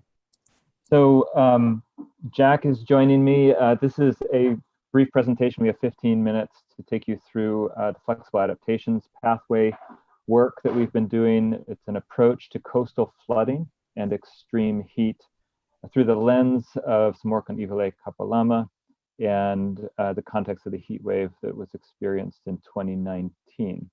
Next slide, Jack. We wanted to share the objectives of a description of the flexible adaptation pathways, which we believe are consistent. Actually, it was wonderful to hear Dr. Romine's presentation at the beginning of the hour. We think this work is consistent with the intent of the work that he presented. To demonstrate the appropriateness of this approach to intensive infrastructure planning projects in Hawaii and highlight the key benefits and the recommendations for implementation. The work began, it's probably important to note, through our collaboration and support to the state of Hawaii under contract to PBR Hawaii on the TOD planning areas effort that has been carried out over the last, I think it's now about a year and a half under contract to PBR Hawaii. So that was the inspiration for the presentation today. And we've gone further and expanded on that to pull in extreme heat mitigation. And with that, I'm going to share over to you, Jack. Sure. Thank you, Cole. So in helping with PBR and to develop the TOD plans that we were just showing on that last slide, and also considering new infrastructure needs really at the district scale, it became very clear that many of the future projects we were working on are highly threatened by coastal flooding and sea level rise. So one answer to this problem, of course, is for Honolulu to follow the likely path of cities like Boston, New York, Miami, or other coastal cities and essentially build more flood defenses on potentially a massive scale. Unfortunately, the planning of large-scale infrastructure is usually messy and contentious, partially because these projects are very much long-lived and very much capital intensive. Additionally, uncertainty in the infrastructure planning process creates additional challenges, particularly as design and effectiveness of these projects depends so directly on climate change and changing socioeconomic conditions. So with this in mind, we wanted to show how the flexible adaptation pathways approach can help by developing a demonstration, which we started for the Iwilei Kapalama TOD project. So our work here, as Cole mentioned, builds off actually an infrastructure needs assessment that was led by our project partners, PBR, as well as RMTAL, and outlined plans and rough order magnitude costs for future local infrastructure needs, including sewage, freshwater, drainage, stormwater quality, intersections, and roadways. And so what we proposed really was to start looking into the larger infrastructure needs at the district scale, specifically focusing around protecting the TOD districts and surrounding districts from larger scale climate-related hazards like storm surge, coastal flooding, as well as sea level rise, and as Cole mentioned, heat waves. So to clarify, this larger scale infrastructure planning effort is where we see the flexible adaptation pathways approach being helpful in really shepherding the planning process, collecting some wins early on, and setting up specific plans and phasing strategies for some potentially big, large-scale projects. And so as this group is well aware, sea level rise is a major driver here and really contributes significantly to the uncertainty challenges faced by infrastructure planning, especially in low-lying coastal districts like the Iwilei Kapalama area. So this next sequence of slides, I wanted to just highlight the Iwilei Kapalama area and show the extent of normal high tide flooding under discrete amounts of sea level rise, starting with 3 feet, moving to 4 feet, onto 5 feet, and finally to 6 feet. So important to recognize here that the flood extent being shown is not for storm conditions at all, but rather this is what an average high tide is projected to look like, assuming that 6 feet of sea level rise has manifested. And for reference, the 6 foot of sea level rise scenario has been highlighted in the Honolulu Mayor's Directive on Climate Change, which directs critical infrastructure projects in the city and county to be designed considering 6 feet of sea level rise by 2100. So now the question around sea level rise really is no longer a matter of if, it's a matter of when and how much. So oftentimes we see projection plots like the one shown here for the Iwilei Kapalama district, which shows various scenarios projected with very different futures for the timing and the magnitude of sea level rise. So the question really that remains is that if you were building, say, a flood wall or a coastal defense now, how high would you build it? So there's really two main approaches to this problem from a planning perspective. The first, which is probably most common in the US, involves a static planning approach. So in this approach, you focus on determining an optimal plan using a single most likely future, or you create a robust plan meant to resist flooding in most plausible future worlds. So although these approaches are perfectly valid and oftentimes very successful, if the future turns out to be different from what was hypothesized in the planning process, then ultimately the project is likely to fail. So as an alternative approach, dynamic or adaptive planning has become much more compelling in recent decades, with notable precedents, including the Dutch Delta Works and the Thames Estuary, protecting both the Netherlands and London, respectively. Both of these are actually using adaptive planning currently to coordinate the future upgrades and retrofits to major pieces of flood infrastructure facing challenges related to sea level rise. So with dynamic planning approaches, we see that flexible adaptation pathways is really the approach that's perhaps the most tailor-made for climate change and sea level rise. And this is when we wanted to walk through some of the key concepts before getting into the demonstration study. So really the way this works, an easy way to think about it is similar to planning a subway system. So the process starts by creating what are known as real options, which are infrastructure options meant to be flexible, just like a subway route from east to west across the city allows for transfers or alternate routes depending on timing and destinations. So then with flexible adaptation pathways, just like with a subway, you want to avoid potential lock-ins, which is another term for stranded assets in infrastructure planning or unintended dead ends in the subway metaphor. So to avoid these lock-ins, planners applying this approach look for no regrets options, which are often smaller, incremental, short-term steps that help build momentum in the right direction and limit what is known as path dependency. So key concepts here are also tipping points and trigger points. Trigger points tell you when a decision is needed, essentially ahead of time in your planning process. And a tipping point is analogous to the end of the line where you can determine whether or not you got to your intended destination successfully. So finally, when the process is said and done, you end up with a flexible adaptation pathways map, which shows paths of actions that result in the least number of regrets and overall help you as the commuter or the planner get to your destination successfully. Okay, so to illustrate this process more completely, we wanted to pull together a demonstration using the Iwilei Kapalama area. So in this example, we've made the overall planning objective. We're assuming that our objective here is to ensure adequate infrastructure capacity and flood protection for the TOD area investments through the year 2100. And to achieve this objective, we started sketching out some large-scale illustrative concepts for flood infrastructure upgrades that could be considered for protecting this district against coastal flooding and sea level rise. So I want to iterate that the next couple of concepts I'll show 4 of them.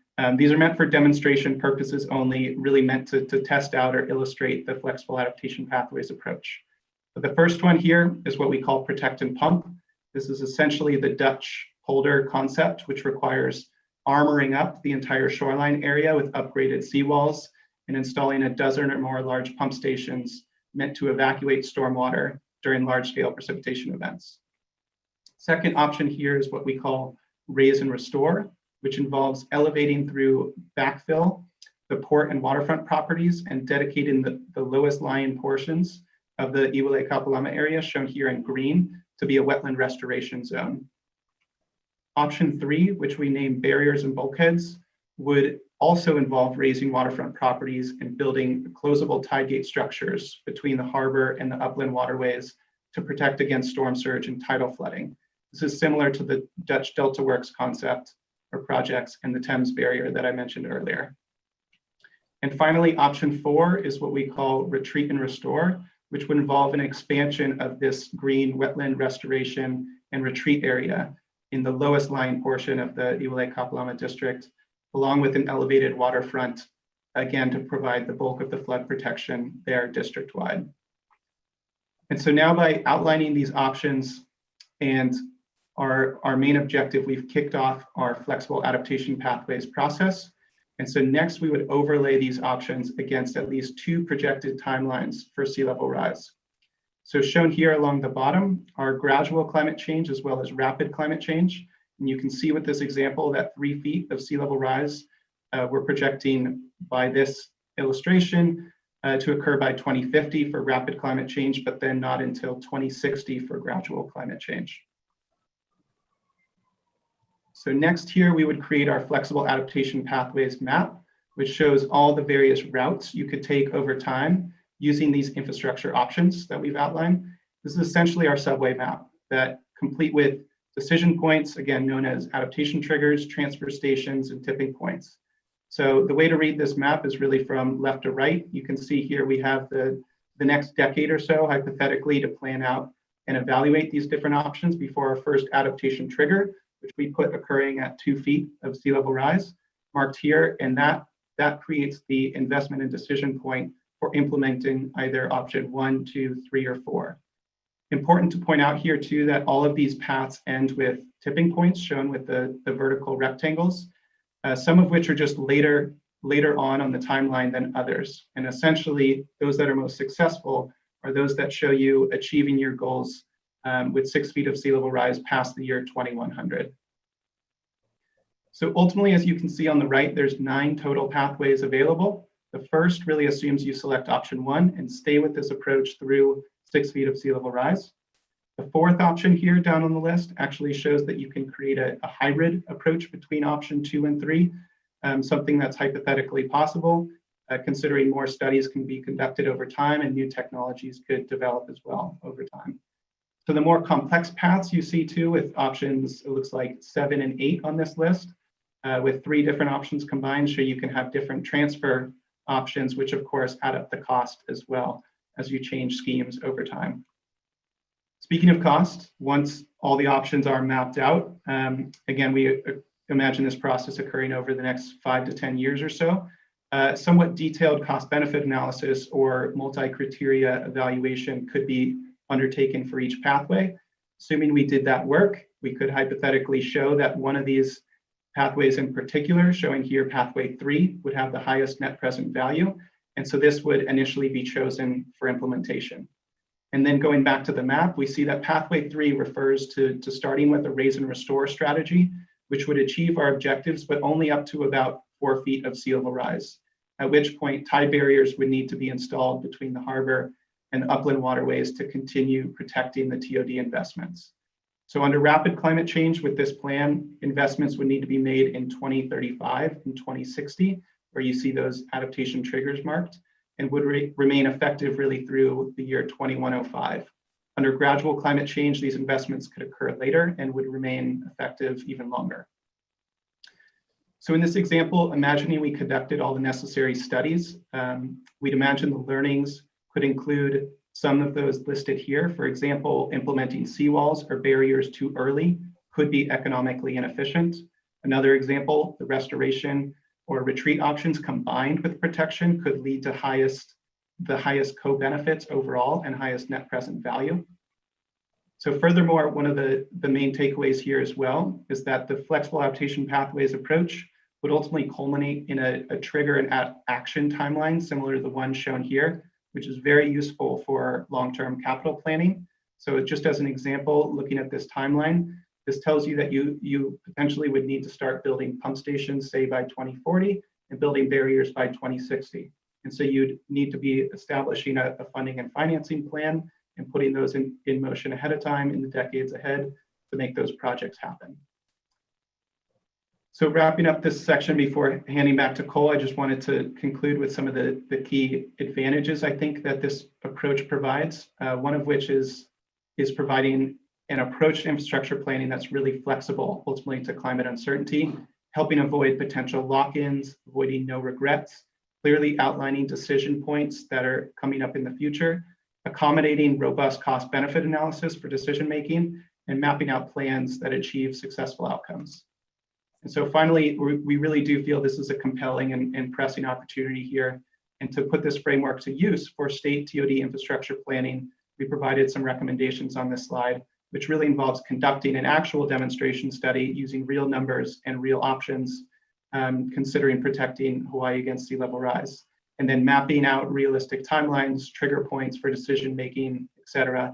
And of course, integrating this work with ongoing technical studies focused on Hawaii's coastal groundwater and sea level rise related flood risk. So with that, I'll hand it back over to Cole to discuss an example with extreme heat. Chair Evans, I want to make sure that we're respecting the time for the commission. I think that Jack has actually covered the concept of flexible adaptation planning, and the key aspect that we would want to convey is that for any large scale infrastructure or large scale portfolio of infrastructure, as may be the case for heat mitigation, that same pathway can be followed. And I believe this is a shared presentation. So if you would like to move on, we can forego the remainder of our time. Are there a couple of slides that are most unique for addressing heat stress? We'll give you a show. So just real quick, next slide. It follows a very similar model. There's a variation in temperature over time. There's established data from low warming to high warming that can be extracted to deal with the uncertainty. Next slide. And just as there are multiple sea level rise options, there are multiple options for mitigating heat impacts, whether those are decentralized, passive, load shifting, or centralized district. We set an objective similarly. Next slide. Across those 4 pathways, we establish the temperature rise, gradual or rapid. Next. Map it out. Next. Cost it out. Next. Next. Identify a preferred approach. And then concluding on this slide, I think since this is about adaptation and mitigation, we think that there's core value in applying this to infrastructure strategies that would enable greenhouse gas reduction, not just adaptation to the worst potential impacts of climate change. So that is not only the modular potential for district heating and community-based systems, but the co-benefits of passive infrastructure and landscaping, and the potential to share heat within communities or cooling within communities. And with that, we'll turn it back over to you, Chair Evans. Thank you very much. Members, are there any comments or questions you'd like to address to either Cole or Jack in regard to the presentation?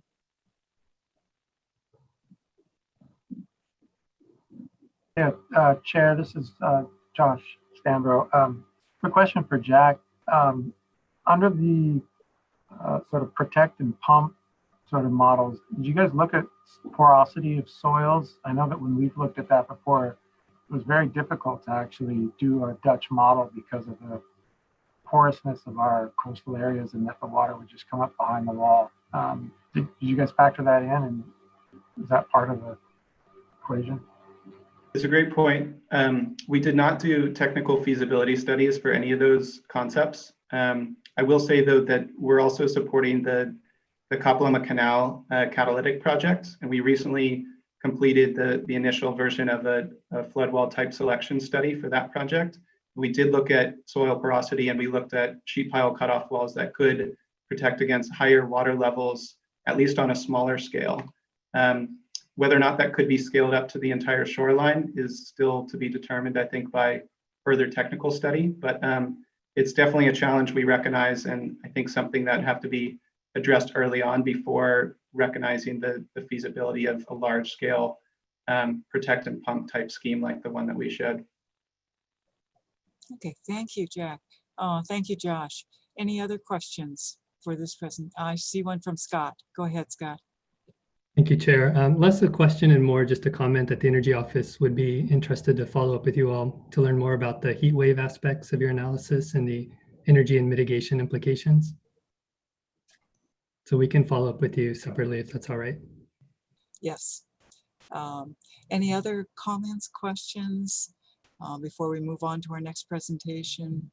You know, I'm not seeing any. Okay, thank you very much, Cole and Ara. Our next presentation is from Scott Glenn on the Carbon Disclosure Project and Hawaii's role. Go ahead, Scott. Aloha, thank you. Let me try to share my screen here.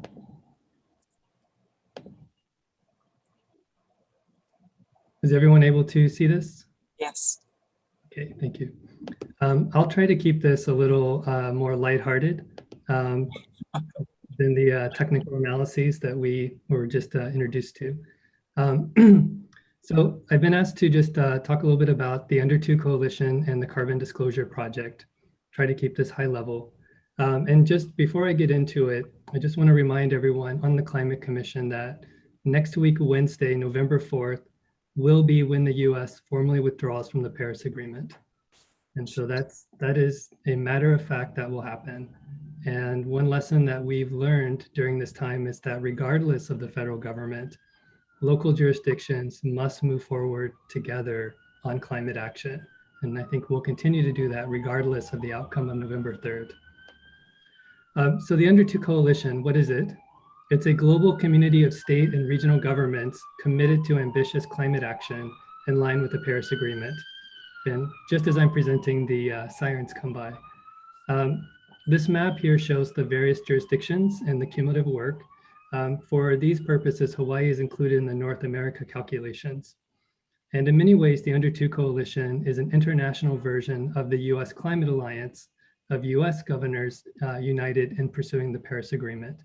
And as you can see on the map, there are several states that are both in the Climate Alliance and the Under 2 Coalition, including us.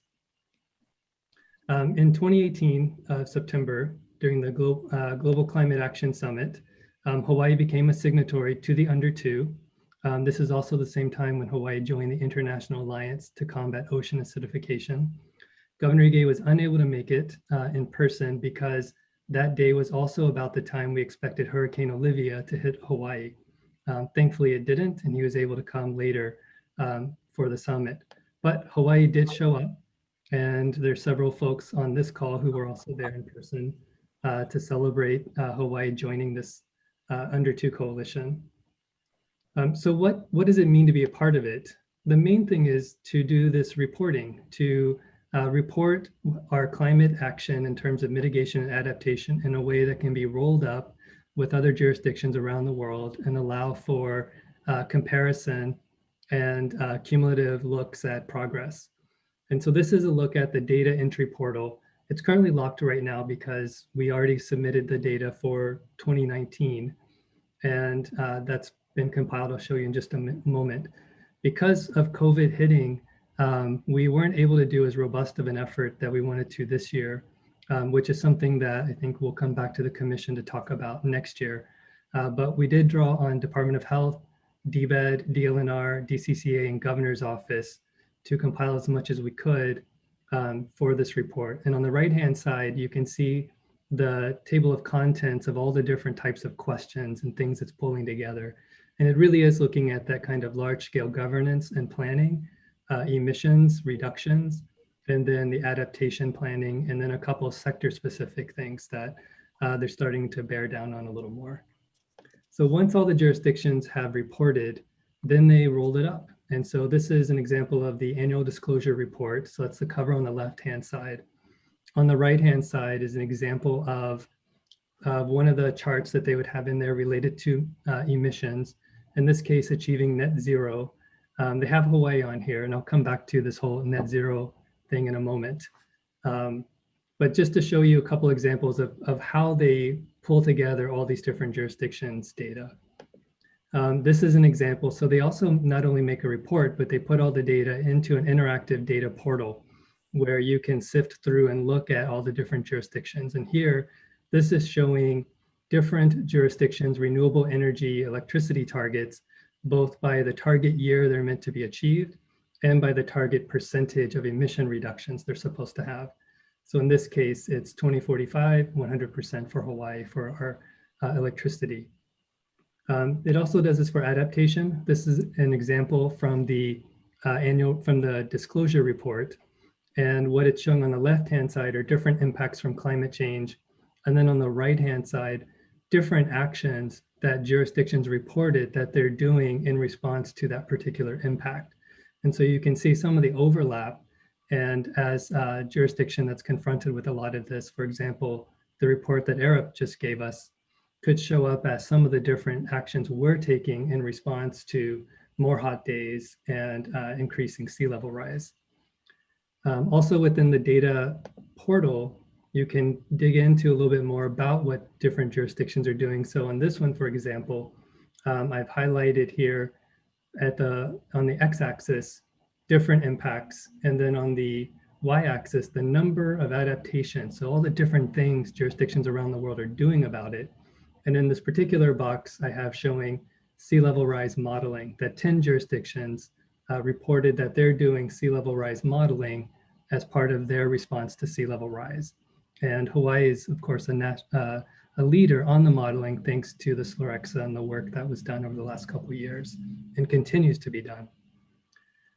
So this is some examples of the value of going through this and helping us think through the different things that we're doing in Hawaii for mitigation and adaptation, while also being able to see what other places are doing as well, and to compare or learn from others what they're doing. And then some news from last month in September 2020 during Climate Week, the Under 2 Coalition announced its new governance structure. And so the new chair of the Under 2 Coalition is the First Minister of Scotland, Nicola Sturgeon, who is also the host of COP26 in Glasgow next year, November 2021. Supposed to be this December, but was delayed due to COVID. And Hawaii was also invited to join the steering committee to directly advise the chairs and the different jurisdictions. And we were invited for two reasons. And both of them are basically world-setting goals that we have as a state. One of them is our 100% RPS. We were the first US state to commit to that. And it inspired other states, including California and New York, to follow. And New York, not only to follow, but to set a more ambitious target date of 2040, I think they set. But then also that Hawaii has already set its emissions decarbonization goal to be more ambitious than carbon neutral or net zero. And that's because our language is to be net negative or carbon negative. We're not just trying to balance our emissions with offsets or reductions, but we are mandated by our own statute to sequester more than we emit by as quickly as practicable and no later than 2045. And very few other jurisdictions around the world have set that standard. But the IPCC is pretty clear that net zero is not going to be enough, and that we will need to move into emissions reductions to stay under 1.5. So Hawaii has the goal, and by joining the steering committee, the Under 2 Coalition is inviting us to help inspire other jurisdictions to reach beyond net zero and carbon neutral, to aim for net negative, carbon negative, because that's the way that we can really scale climate action up to a global level. So I hope that this is useful for you all to think about some ways that we can increase our contribution to the global conversation and learn from our peers around the world on climate action at the state and local level.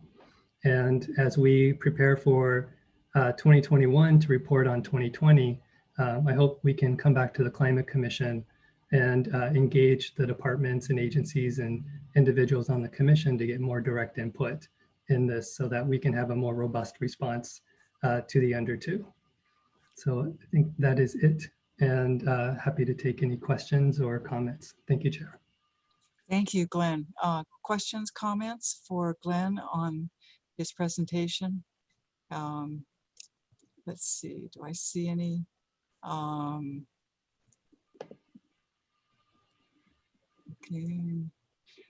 Okay, well, thank you, Scott. And I'm sure people will get in touch with you individually if they have additions and ideas to share. Okay, we move on to the next presentation, and that is Deputy Director Lynn Araki Regan for the Department of Transportation. Lynn, are you ready to go? Where are you? Whoops. Lynn, did we lose you? Or Pradip, are you going to give this presentation for the Department of Transportation?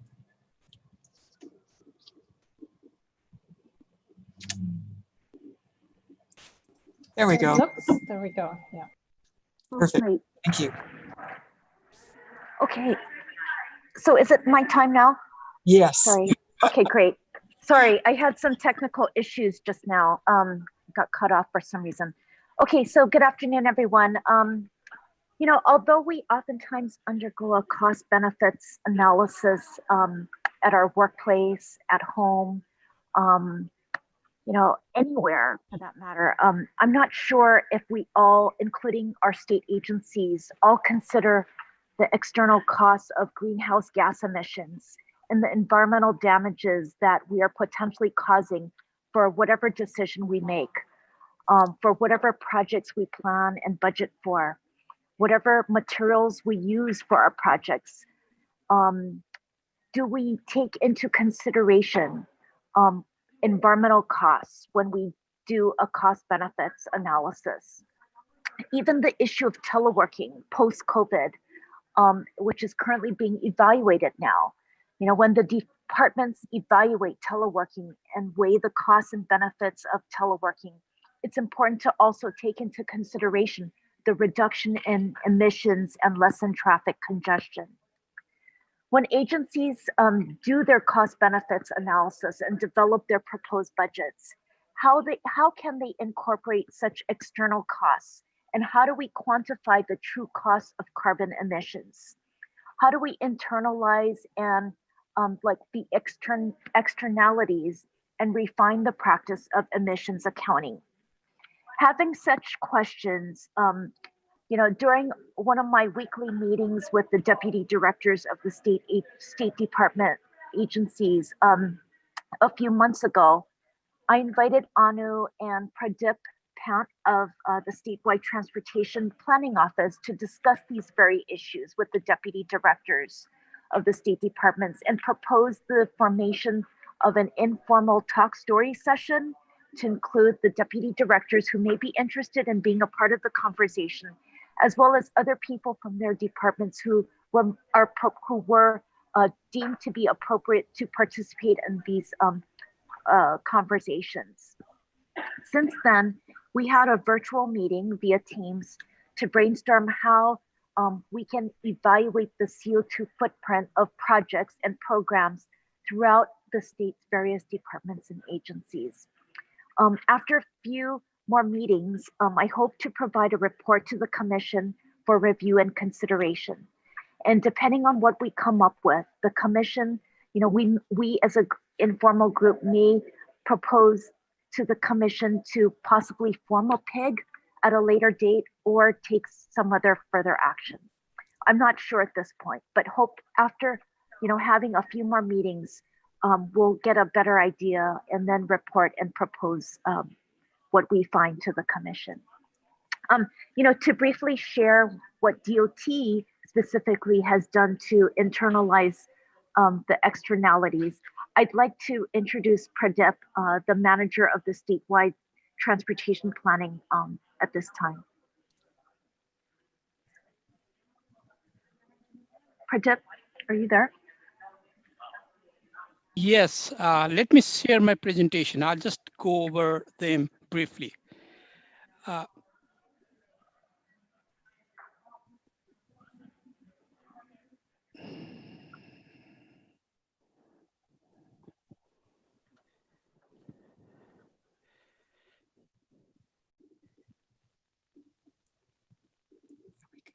Can you see my screen? Yes. Thank you. So we do have a legal, robust legal framework in terms of the emission, capping the emission to 1990 standard by 2020. That is, we already have met. Looks like that's basically what we have right now. There are other acts that follow them, follow the initial Act 234, 2007, which actually provides more robust criteria. I think the last one is Act 59. That was what Scott was mentioning earlier, being a carbon neutral by 2045, having more sequestration than that we are emitting. So these are the overall framework that we operate on. And there are also some transportation related acts that are there for us to look at.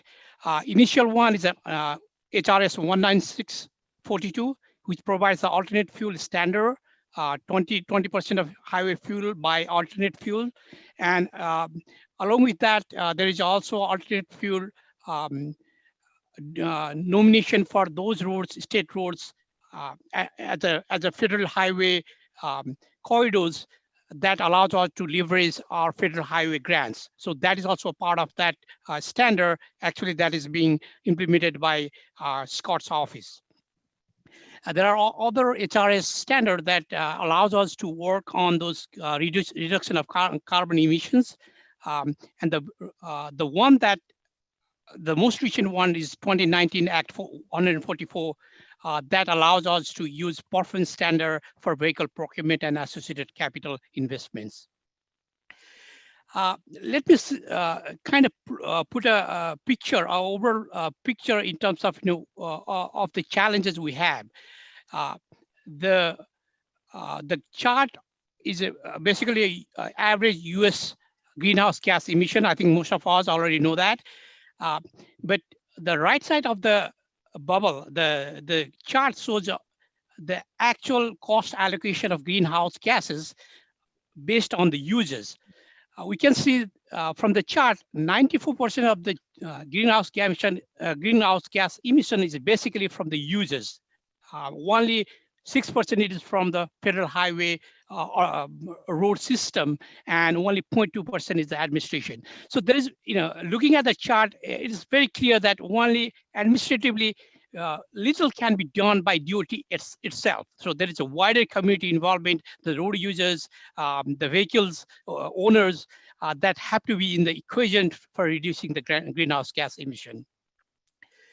So this is a kind of challenge that we see, although the greenhouse gas emission has, total greenhouse gas emission has reduced by 2020. We are meeting the 1990 standard that we already have, and it's going to be reduced even further. But the projection is ground transportation greenhouse gas emission will continue to rise, only slightly decreasing in 2025. That is basically the latest projection that we have. So based on that, what are the options that we have right now? So if we look at historical progress in our state, we can see that the pace of transportation, clean energy has been slower than electricity, making electricity cleaner. The federal standards are the basic backbone of reducing the oil consumption. The state actually ranks second to the nation per capita in terms of using electric vehicle, second to California. And although I think McKenna talked about this, she was having 28% on her projection. Hawaii electric electrification of transportation roadmap actually predicts 55% of EV to be EV by 2045. So that is a basic projection on the most positive scenario. We do have a system within the DOT where we account for different factors on project selection. Is the state transportation improvement program, any federal dollar that we spend, and even our state dollars, we include that on that program. On that program, there's a huge elaborated process on where we go through our stakeholder counties as well as state agencies who are proposing the project. We go through the process and we actually include a range of factors when we select that improvement project. There are basically 7 goal areas, and out of that, environmental protection is has actually a 16 point out of 100. So there is a huge chunk of environmental emphasis giving on selection of the projects. And on that, even there are sub-criteria within those points, within those major categories, and reducing emission is one of them. Of course, there is no direct greenhouse gas emission over there, but right now, this whole process is being redefined and recalibrated as a mid-range planning process, and somehow that process is going to be carried forward with improvement of that probable inclusion of greenhouse gas emission indexes. In terms of a global processes, what we can see, this is really a good informative chart in terms of where we stand for each sectors. Level 1 is having no idea at all. Level 2 is having a baseline information and some sort of a larger term or larger goals that we, for example, we already have the state goal of having 40, by 2045, neutral carbon stage. Level 3 has a tools in place. Level 4 has integrated processes in place. So essentially what we are as DOT is probably at the upper side of the level 2, moving towards level 3, where we're trying to identify tools and techniques to incorporate and work on them. So I think this is a county, Honolulu County action plan is still on is a draft. Those on the right, there is a chart where the top line is baseline, the existing projection. The second line is a real VMT with the baseline projection, having some more real greenhouse gas reduction as well as VMT reduction strategy in place. And the third one is the most ambitious multimodal projection. And the fourth one is where all the EVs are going to be basically all vehicles are going to be electric vehicles, which is out of the scope of the county's study. I think this is still on the draft stage, and McKenna was the researcher on this as well. What we see is that this is from one of our colleagues. I think, I don't know whether Blue Planet is presenting today, but what we see on this chart is essentially with the 100% electrification moving to renewable by 2045 or even by 2040 with ambitious projection. And if we turn our vehicle substantially towards that electric vehicle, it is possible to reduce carbon emission substantially on the ground transportation, unlike other states where this sort of projection is not foreseen. So there is a probable path for us to get the ground transportation greenhouse emission to carbon neutral, although that has been a very stubborn process. Based on our last 15 years of experience, there is a pathway for us to achieve that. If we look at all the strategies that are available for us, essentially there are only 6 strategies that can be used to reduce greenhouse gas emission. The first two are beyond us. It is reducing the carbon intensity of fuel. It is mostly a kind of technology problem that is going to be evolved, and we'll be adapting that. Making vehicle more fuel standard efficient is also a technological problem. Offsetting carbon emission is basically transferring our problem to somebody else. And net carbon reduction is not there. So that is not a real solution. The three remaining are the most important one. And if we look at the last two, that is where solely DOT can operate, improving the efficiency of transportation system operation, as well as reducing emission from actual operation, construction, maintenance, and things like that. But if we go back to our original chart, that is only 6-7% of the total greenhouse gas emission. So 94% of those is from the user. So the most important part over here is the fourth bullet point over here. Reducing the amount of travel or shifting it to the less carbon intensive mode. So that's essentially how we're going to achieve greenhouse gas emission reduction target in transportation. So that is the focus area that we have to work on. There are tools already available. I think Anu was kind enough to have this discussion going on with our partners in California and elsewhere. There are ways on how to account for that. There are calculators for looking at the actual, for the highway construction. There are calculators to look at the broader development and how that can be accounted or how that can be adjusted to reduce the greenhouse gas emissions.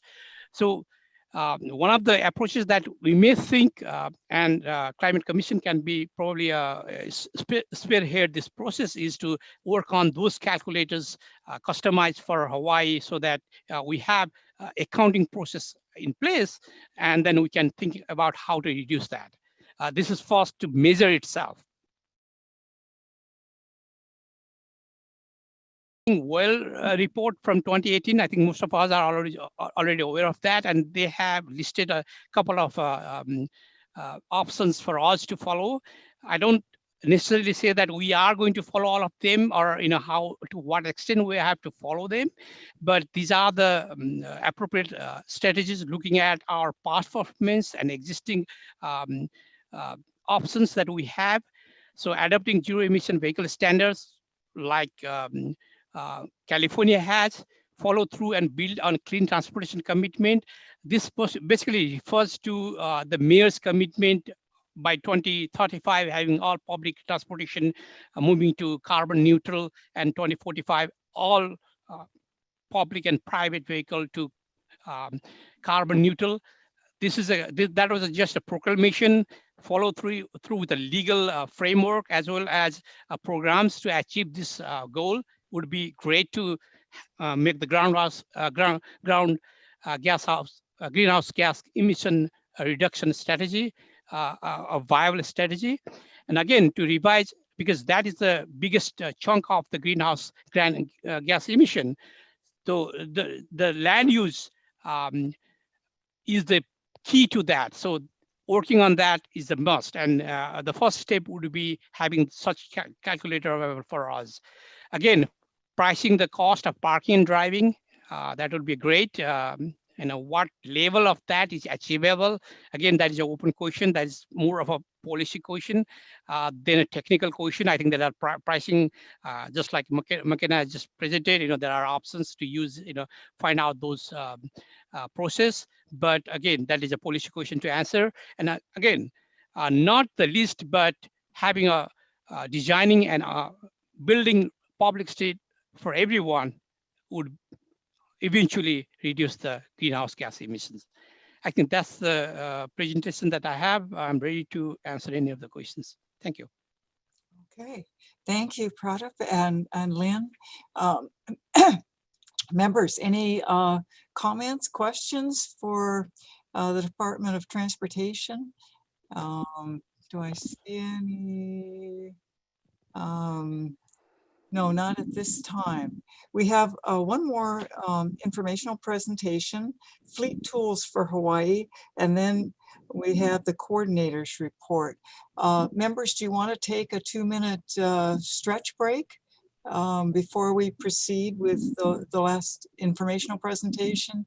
If not, members, feel free to get up and stretch if you need to, because at this point in our meeting, we don't need a quorum to continue with our informational items. Okay, so now, Anna, would you like to introduce Lauren Reichelt and Catherine McKenzie?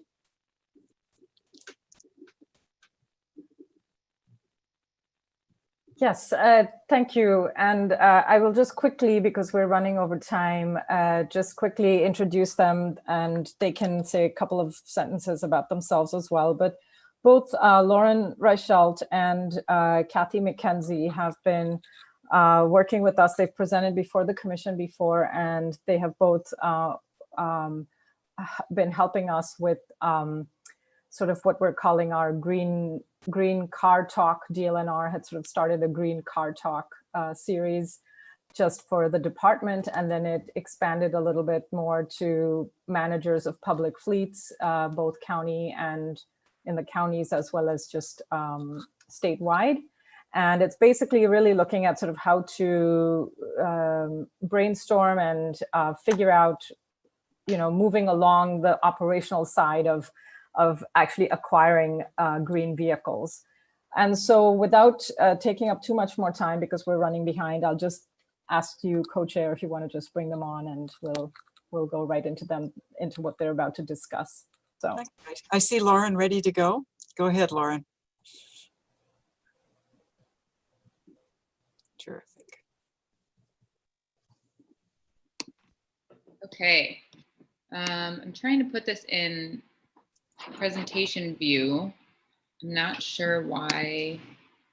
Oh, because I'm clicking the wrong button. Okay. So hi, thanks for having me today. My name is Lauren Reichelt. I'm the Clean Transportation Director at Blue Planet Foundation. And I also coordinate the Sustainable Transportation Coalition of Hawaii, which is one of about 100 US Department of Energy designated clean cities coalitions across the country that are working to support fleets as they're transitioning to alternative fuels and technologies, and working to reduce the petroleum used in the transportation sector. So I'm here today to talk about the A-Fleet Cool Line, not a hotline, but a cool line, which is a new service that we're offering to fleet managers in Hawaii to help them make more informed procurement decisions. And the idea for this service really came out of the Hawaii Green Car Talk series that Anu had mentioned. We are co-hosting that series with Anu, and we found that through these conversations, we found that mainland fleets have successfully, the ones that have really successfully implemented electric vehicles in large quantities, have utilized life cycle costing, not just upfront costs in their procurement decisions.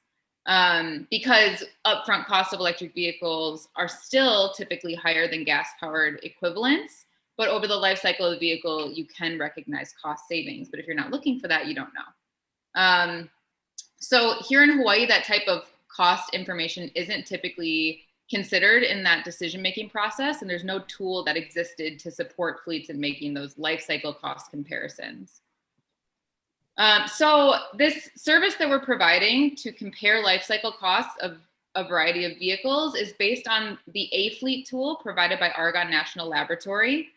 As a Clean Cities Coalition, we've received trainings on these models and the updates that come out annually on them. So we leverage the model through this really highly detailed Excel workbook so that fleets don't have to learn how to use the tool and slog through it themselves. So using the model, we can compare electric vehicles, biodiesel, plug-in hybrids, renewable diesel, all of these fuels. Although we typically stick to fuels that are readily available in Hawaii because it just makes more sense. And the analysis does take into consideration a variety of inputs. So these are all things that the fleet can actually provide to me to specify their particular case. And then that'll get us a more accurate reading on vehicle-to-vehicle comparisons. So as I mentioned before, we focus primarily on fuels that are available in the state. So looking at electrification, looking at biodiesel, but you could compare a gas-powered car or a gas powered van with an electric vehicle equivalent, or something like comparing a truck operated on diesel versus operated on biodiesel.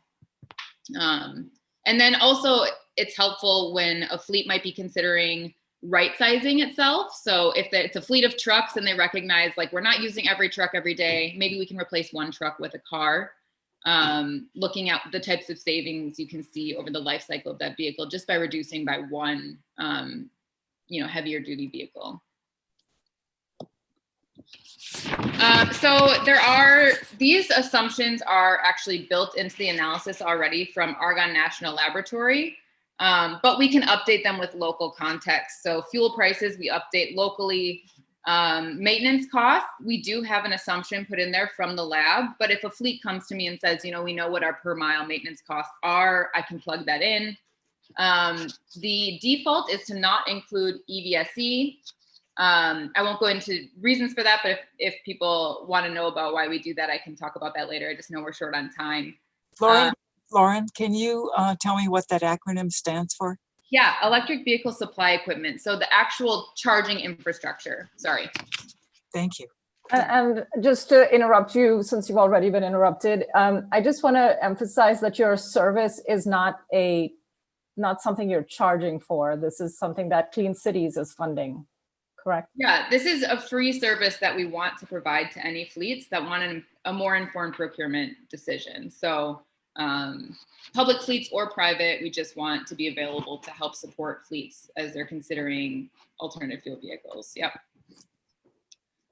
And then these are some other built-in assumptions that we actually aren't able to adjust. Depreciation is a number that comes out of the lab based on research. Insurance is a national number, unfortunately. Luckily, it doesn't vary too much between like a gas car and electric vehicle. It actually might be just lower on an electric vehicle slightly. So it won't too dramatically affect it. License and registration is also at the national level. I do want to look into updating that with the $50 annual registration fee on electric vehicles, which will typically add somewhere from $500 to $700 over the life cycle of an electric vehicle. And then the split of gasoline to electric vehicle usage or to electricity usage for a plug-in hybrid is an assumption that goes in based on the operation cycle that we plug in. So just to quickly show the type of outputs that we get with this analysis and what we can actually provide, I did a comparison between a 2020 Chevy Malibu, a Prius Prime, and a Nissan Leaf. So a full gas-powered car is the Chevy Malibu, a plug-in hybrid for the Prius Prime, and then a full battery electric vehicle with the Nissan Leaf. All four-door sedans, all similar in size. I assumed Oahu, and I assumed 10,000 miles per year. So the same driving experience. And that can be changed based on location or duty cycle of the fleet. And what we find out is that the vehicles are relatively similar in cost actually over the life cycle, contrary to popular rhetoric that EVs are so much more expensive than gas cars. We actually see that the Nissan Leaf is the cheapest of the three vehicles over the life cycle at $84,400, and the Prius Prime is slightly more expensive at $88,000, and then actually the Chevy Malibu, when you factor in operations, is more expensive over the life cycle of that vehicle. So that can help inform decisions that can help a fleet save money over the long run, while also reducing our greenhouse gas emissions. So this is a result from the exact same comparison. It's another chart or graph that we're provided and that we provide to fleets. So what this shows is the accumulated cost over the life cycle.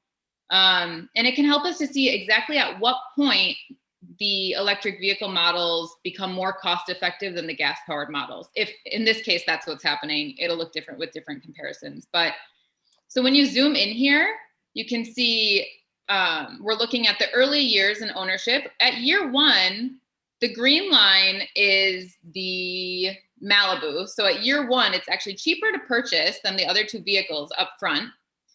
But right around year 5, it's when those lines converge and they go off in the opposite direction. So you can see after 5 years of operation, you'll actually start to see those cost savings for the remainder of that vehicle's lifetime.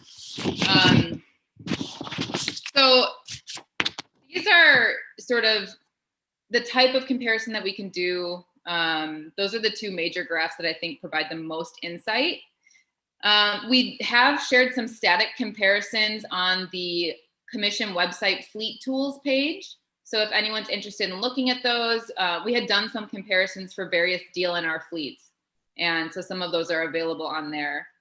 But yeah, again, free service, we really just want to provide this type of model to fleets. So if there are any fleets that you know of that are interested in converting vehicles or considering it, we're happy to do that analysis based on their specific use case. So that's what I have today. Oh, thank you. Now, Catherine, are you going to go right into your presentation? Or are you part of? Yeah, I'll just sort of do the transition while Kathy gets her screen share going. And so just wanted to emphasize, and I've put it in the chat, that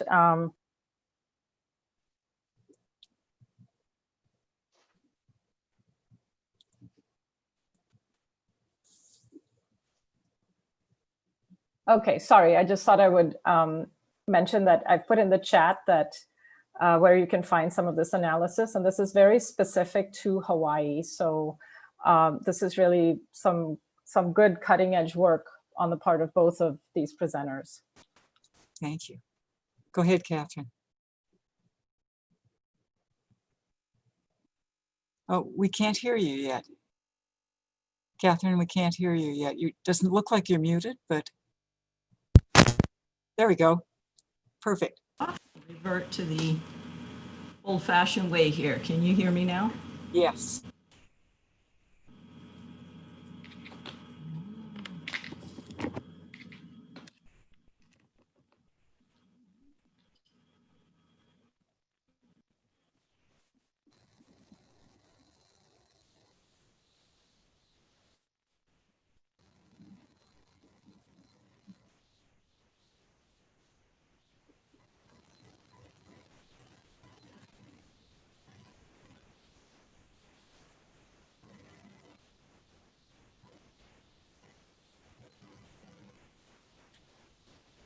Catherine, we can't hear you, or I can't hear you.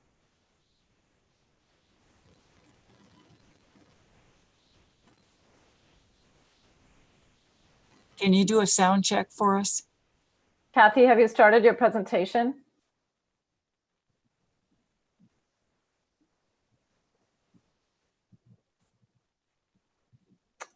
Okay, I'm not sure what's the issue. It doesn't look like she is muted. Given the time frame, what would you like to do, co-chair? Well, Catherine, are you trying? Give me a show of hand if you're trying to solve the audio problem so that we can hear you. Can you, or can you hear me? I'm not sure she can hear me, Anu, but I think she is trying to get it working. All right, so I've just sent her a text, and I think we could also move it to the next meeting or whenever, but while she's troubleshooting, would you like me to go ahead, or would you like to, what would you like to do? Please advise. If you'll send her a text so that she knows what we're doing. I have. Okay, then. She says she can't get on. Okay, then we'll go ahead and hear item number 5, the coordinator's report. This is Climate Ready Hawaii Framework Update and Grants and Funding Update. And Anu Hittel, the State Climate Change Coordinator, will be providing that. Catherine, we will get, if you're able to get on later, we'll get back to you. If not, we will put you on our next agenda.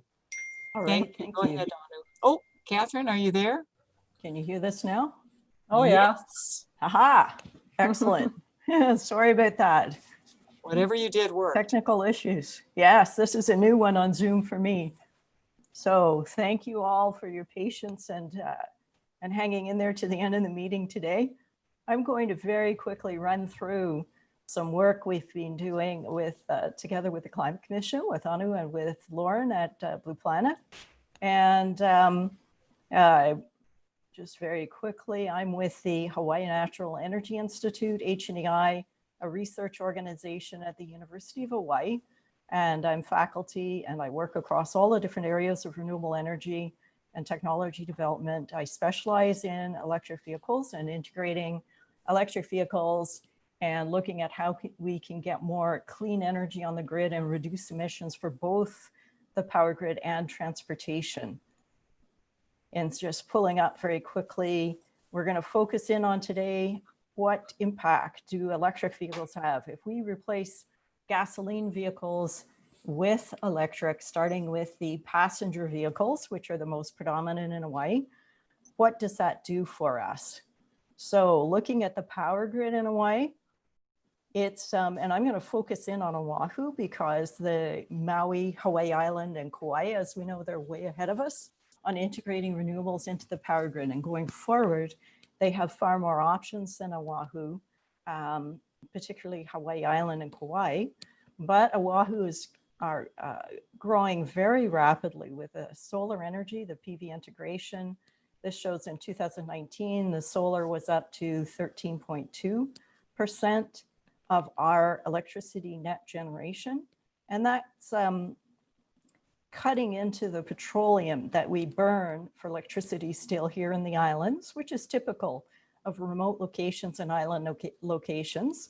And we used 62.5% petroleum last year, compared with the US, which is less than 1% petroleum. So how does that impact electric vehicles? So then looking at the electric vehicles, we are comparing with gasoline vehicles, and they convert only about 20% of the energy in the gasoline in the tank to power at the wheels or moving that car down the road. So in other words, we're wasting 80% of the energy content of gasoline when we drive an internal combustion engine vehicle. And that hasn't changed. You know, there's been a lot of work, as we all know, in improving that. Depends very much on your choice or selection of vehicle. On the other hand, electric vehicles are just far more efficient. And these numbers are according to the US Department of Energy. And electric vehicles convert over 77% of the electrical energy from the power grid to moving that car down the road. So around 20% or less is wasted of that energy. And I'd be happy to run through any of the points in this presentation and also run through the US Department of Energy, how they did these calculations. I've found in the past some people are incredulous that it's really this big of a difference. And they're actually, Department of Energy is very conservative. They're not doing this in favor of electric vehicles at all. So happy to run through any of these points with you at another time. So going on to look at fossil fuel use of passenger vehicles and gasoline vehicles, again, focusing on Oahu and looking at our timeline from 2017 through to 2019. And with gasoline vehicles along the bottom, they're not going to change. So way into the future, if you buy a gasoline vehicle today, it's going to use about the same amount of gasoline to travel a mile or to travel each year as it does right now. So assuming we're 10,000 miles a year on average for passenger vehicles, a gasoline vehicle, your average gasoline vehicle, according to the US Department of Transportation, gets about 22 miles per gallon. So looking at that fuel use and putting it in barrels, just because it made a good illustration, they use close to 11 barrels of gasoline a year, and that's not changing. And then looking on the top timeline here at the electric vehicles, and again, a very average electric vehicle that's on the road today, popular across the US and popular in Hawaii. And they use fossil fuel use, which is being burnt at the power grid, at the power plants to power those electric vehicles. They use less than 2 barrels per year to travel that same 10,000 miles. So huge saving. And again, going back to the efficiency, we know that electric vehicles are 4 times or more efficient than the gasoline vehicles that are comparable. And I've just put in the solar energy, as that's what's really taking off in Hawaii. And we know from the utility that they have a lot of RFPs and they have a lot of PV plus solar storage projects in the pipeline. So we're going to see this really accelerate in the near future and make a really big difference for Oahu. And again, if you looked at this for the neighbor islands, those barrels are even smaller. They're already way smaller than this. So then looking at emissions on Oahu, again, for the average passenger, electric vehicles along the top and gasoline vehicles on the bottom, switching right now to an electric vehicle cuts the emissions in approximately half. And then looking out to 2019, just last year, the emissions are going down still. And in the future, they'll continue to go down. And ideally, we're aiming for that running on sunshine, where we're powering our electric vehicles on nothing but photovoltaic. And gasoline vehicles, meanwhile, as we know, the emissions are going to stay the same. So I'm not factoring in automotive improvements like light weighting or anything else. We're going to see those happening. We're also seeing right now electric vehicles, fantastic improvements, way ahead of projections on the battery technology and reducing the weight of the batteries so that we can put a larger battery in and travel further, and increasing the charging benefits of those. So this is just keeping us what we have today, technology that's currently available. It's all commercially available. And I have to thank Pradeep at Department of Transportation for showing that slide that Lauren and I had put together for one of the previous presentations to the Commission, showing the reduction over time to just about 0 by 2040, assuming the utilities are able to stick to the RPS goals and the projections that they have of reaching that early. But at any rate, even reaching close to 0 emissions for electric vehicles by 2045, we can see what a huge difference that makes for Hawaii. Meanwhile, the gasoline vehicles keep trugging along and pumping out just the same amount of emissions, and they're actually going in the wrong direction. So for Hawaii, we're all familiar with why this is so important, especially now with the pandemic. We're seeing it even more. And electric vehicles can decrease our dependence on imported fossil fuel for both transportation and electricity, which is unusual across the US. And we can use electric vehicles in Hawaii to increase the wind and solar integration through various programs, which again is extremely important for us in Hawaii, and keep some of these dollars spent on oil, keep it all in the state to benefit our economy. And so just quickly, please feel free to email me if you have any questions or want to discuss any of this further. This is just the tip of the iceberg on this current work I'm now writing up to publish, or have it almost there. And so we're also working with Climate Commission and Blue Planet Foundation to get this emissions and fossil fuel use as a calculator onto the website as well. So any questions, happy to take that. Thank you. Thank you, Catherine. Members, any questions or comments for either Catherine or Lauren on their presentations about conversion of fleets and conversion of passenger vehicles for private users or fleets? I don't think I see any. Let's go ahead and move on then to our final presentation for today, and that is the coordinator's report. And that's Anu Hiddle. Anu, are you ready to present? I am, co-chair. I just wondered, it's 3:31, and how you feel about me presenting at this point, and how others feel. So I could also send you an update by email, as I usually do, and I could also make it just 2 minutes if you want. That's your call. I'm good for it. How about you, Chair Case? Yeah. Okay. Okay, great. So I'll just do the full report, and then you can sort of drop off if you feel like it's too much. All right, great, thank you. So really quickly, I'd like to just bring your attention to some of these were some fantastic, sort of tools and things that we're trying to build. You saw everything from the sea level rise tools to the fleet tools, but we're also trying to do some larger framework building.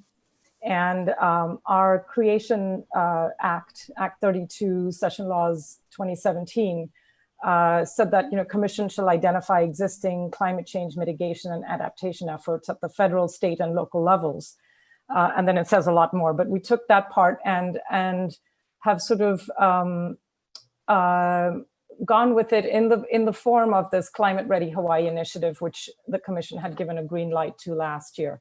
Now, last year it was, really we had been advancing this work since last year. We've advanced this work, and we are sort of developing a briefing document that identifies sort of the impacts of climate change that are faced in Hawaii and the solutions that will increase our resiliency into the future as these impacts become more severe. So basically, we're taking this as we're doing, there is already, of course, great work going on here, and there will be more, and we're sort of doing a stock taking, if you will, of what's going on, identifying those actions, what needs, from as part of that stock taking, it would also mean what needs ramping up, and where are the gaps and so on. So as part of that, I've been working with the U.S. Climate Alliance, of which we are, it's a 25 governor network, subnational efforts to help us stick to the Paris Agreement commitments. And I've been working with them as well as, and I will introduce Jennifer Phillips, who is here to help us. I reached out to them because they've been doing efforts in other states as well. So I wanted to move in tandem with them. And so within Hawaii, what I did was look at starting with what's within DLNR, and these are all the sort of implementing agencies, if you will. So we looked at aligning not only the sea level rise work that's going on with at OCCL, but sort of going upland and then back down out into the broad ocean as well, into the wider ocean. And so sort of knitting together, if you will, the work of the Division of Aquatic Resources, Division of Forestry and Wildlife, and Office of Conservation and Coastal Lands. And that's part of our, if you will, I was explaining this to someone the other day, and I said it's a little bit like you have all these Star Wars movies and then there's a prequel that's made. So we're kind of doing the prequel. We should have done this, before time started, but we weren't there. So here we are with the prequel of an inventory, basically, or a stock taking of the work that's going on towards climate change and resiliency.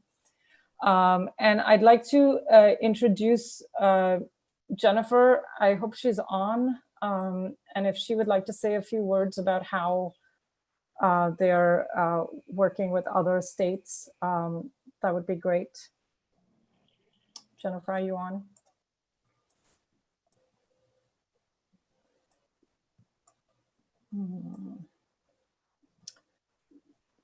Muted. Megan, can you help me see if Jennifer's on, please? I'm on. Can you hear me? Yes. Okay. There you are. Great. Speakers. I had to adjust a few speakers. I guess we're all having. I know. I know you all are after your scheduled meeting, and it's 6:35 here in California, where I'm based. So I won't keep you long, but I just wanted to say hello. It's a pleasure to work with Hawaii on this. I am the Senior Policy Advisor at U.S. Climate Alliance, leading our climate resilience and natural and working lands work. And as Anu mentioned, the U.S. Climate Alliance is a bipartisan coalition of 25 governors that started back in 2017, 2018, to really commit to state action on climate change. So states, by joining the U.S. Climate Alliance, agree to meet the Paris Agreement goals and reduce their emissions by 26 to 28% of the 2005 levels by 2025. So Hawaii is an active member. It's great to work with Hawaii on the U.S. Climate Alliance. And we have also, through our work on resilience and natural working lands and all of our other climate sectors within the Alliance, we often provide a lot of direct assistance to states as they're sort of working on their various climate councils or climate initiatives. And we're doing that in a handful of other states. So Anu, I don't know if you want me to speak to particular things, but this is kind of our wheelhouse to help advise, kind of be behind the scenes and help you kind of grapple with these big questions that you are all thinking about across your state. So again, it's been great to kind of think through what this work could look like and how do we integrate and kind of build a broader framework for the climate work across Hawaii. And yeah, I don't know if I can answer questions or whatever, Anu, but I'm happy to keep talking if helpful. Yeah, that's, I think just in the interest of time, I just wanted to introduce you, and of course, each of these presentations could be, a webinar in themselves. So I just wanted to give a flavor of what kind of work is going on behind the scenes here, and shed some light on it. We also have some DOFA staff here. So Leah, if you're on there, did you want to say a couple of words about the effort? Aloha, everybody. Thanks for having me. It's just a really great opportunity to just really address a broad scope of different actions, things that are already being done, and really highlighting the amazing things that we're seeing happening throughout the state, and really getting a full snapshot of what's happening. So Anna's been great in helping to coordinate this effort and put all this together. So thank you. Thank you. And and of course you've heard somewhat from DAR, but from the Division of Aquatic Resources, but we're also, wanting to work with other folks. We'll sort of broaden this out, and they're basically, these are our entry points into all the other networks that are behind this. So we're looking at natural working lands, people who are doing, research and agriculture and ranching and forestry, taro farming, fish ponds, all of those things. Like, what's the broad role of all of these in resilience and climate change action for Hawaii? So that's one of the things we're sort of putting together. We also have just a real quick grants and funding update is that I applied for several grants, and we have actually, to help us, somewhat with your interdepartmental work, that is clean, equitable, and resilient, which are the tenets of your mission statement. These grants will help us further some of those tenets. So the one, there's a big one for us from the federal government, from AmeriCorps Vista. We'll have a cohort of 6 starting in December, spread across 4 different departments/offices here. It's Office of Planning, Department of Land and Natural Resources, Department of Health, and the State Energy Office. So this of course not only brings it not only does this interdepartmental work across, we can do sort of climate change and equity work across these, but it also brings us closer together as departments, right? Because we have to talk to each other when we're coordinating these VISTA. And we also will have soon a 2-year position, a specialist that we would like to hire to look at working on climate-induced risk to physical infrastructure.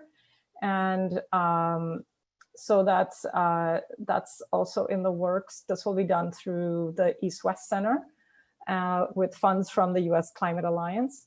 And then also coming down to multi-partner pilot projects where we are looking at one for adaptation and nature-based solutions, and one for mitigation, and a multimodal mobility hub. So this is through the Oahu Metropolitan Planning Organization, so the MPO. So along with these legislative appropriated funds, we have sought some external funding and quintupled our funds so that we have a budget that we can, bring more work and more action to this issue. So the pandemic, of course, has slowed things down for everybody in some ways, and been a good disruptor in some ways, and we're trying to capitalize on that latter one. We also have we will not be having a statewide conference in January of 2021, given the situation, but please stay tuned. We are planning to have a conference sometime next year, and I suspect that it will follow some schedule along the coronavirus vaccines. So I think with that, I hope that you are, you find that we are doing what you hope we would do, you meaning the commissioners, and thank you for your encouragement, your support, and your guidance. And please let me know if you would like me to reach out to you, because I understand that you are very busy and I didn't want to be, pestering you. So please let me know if you would like me to come to you.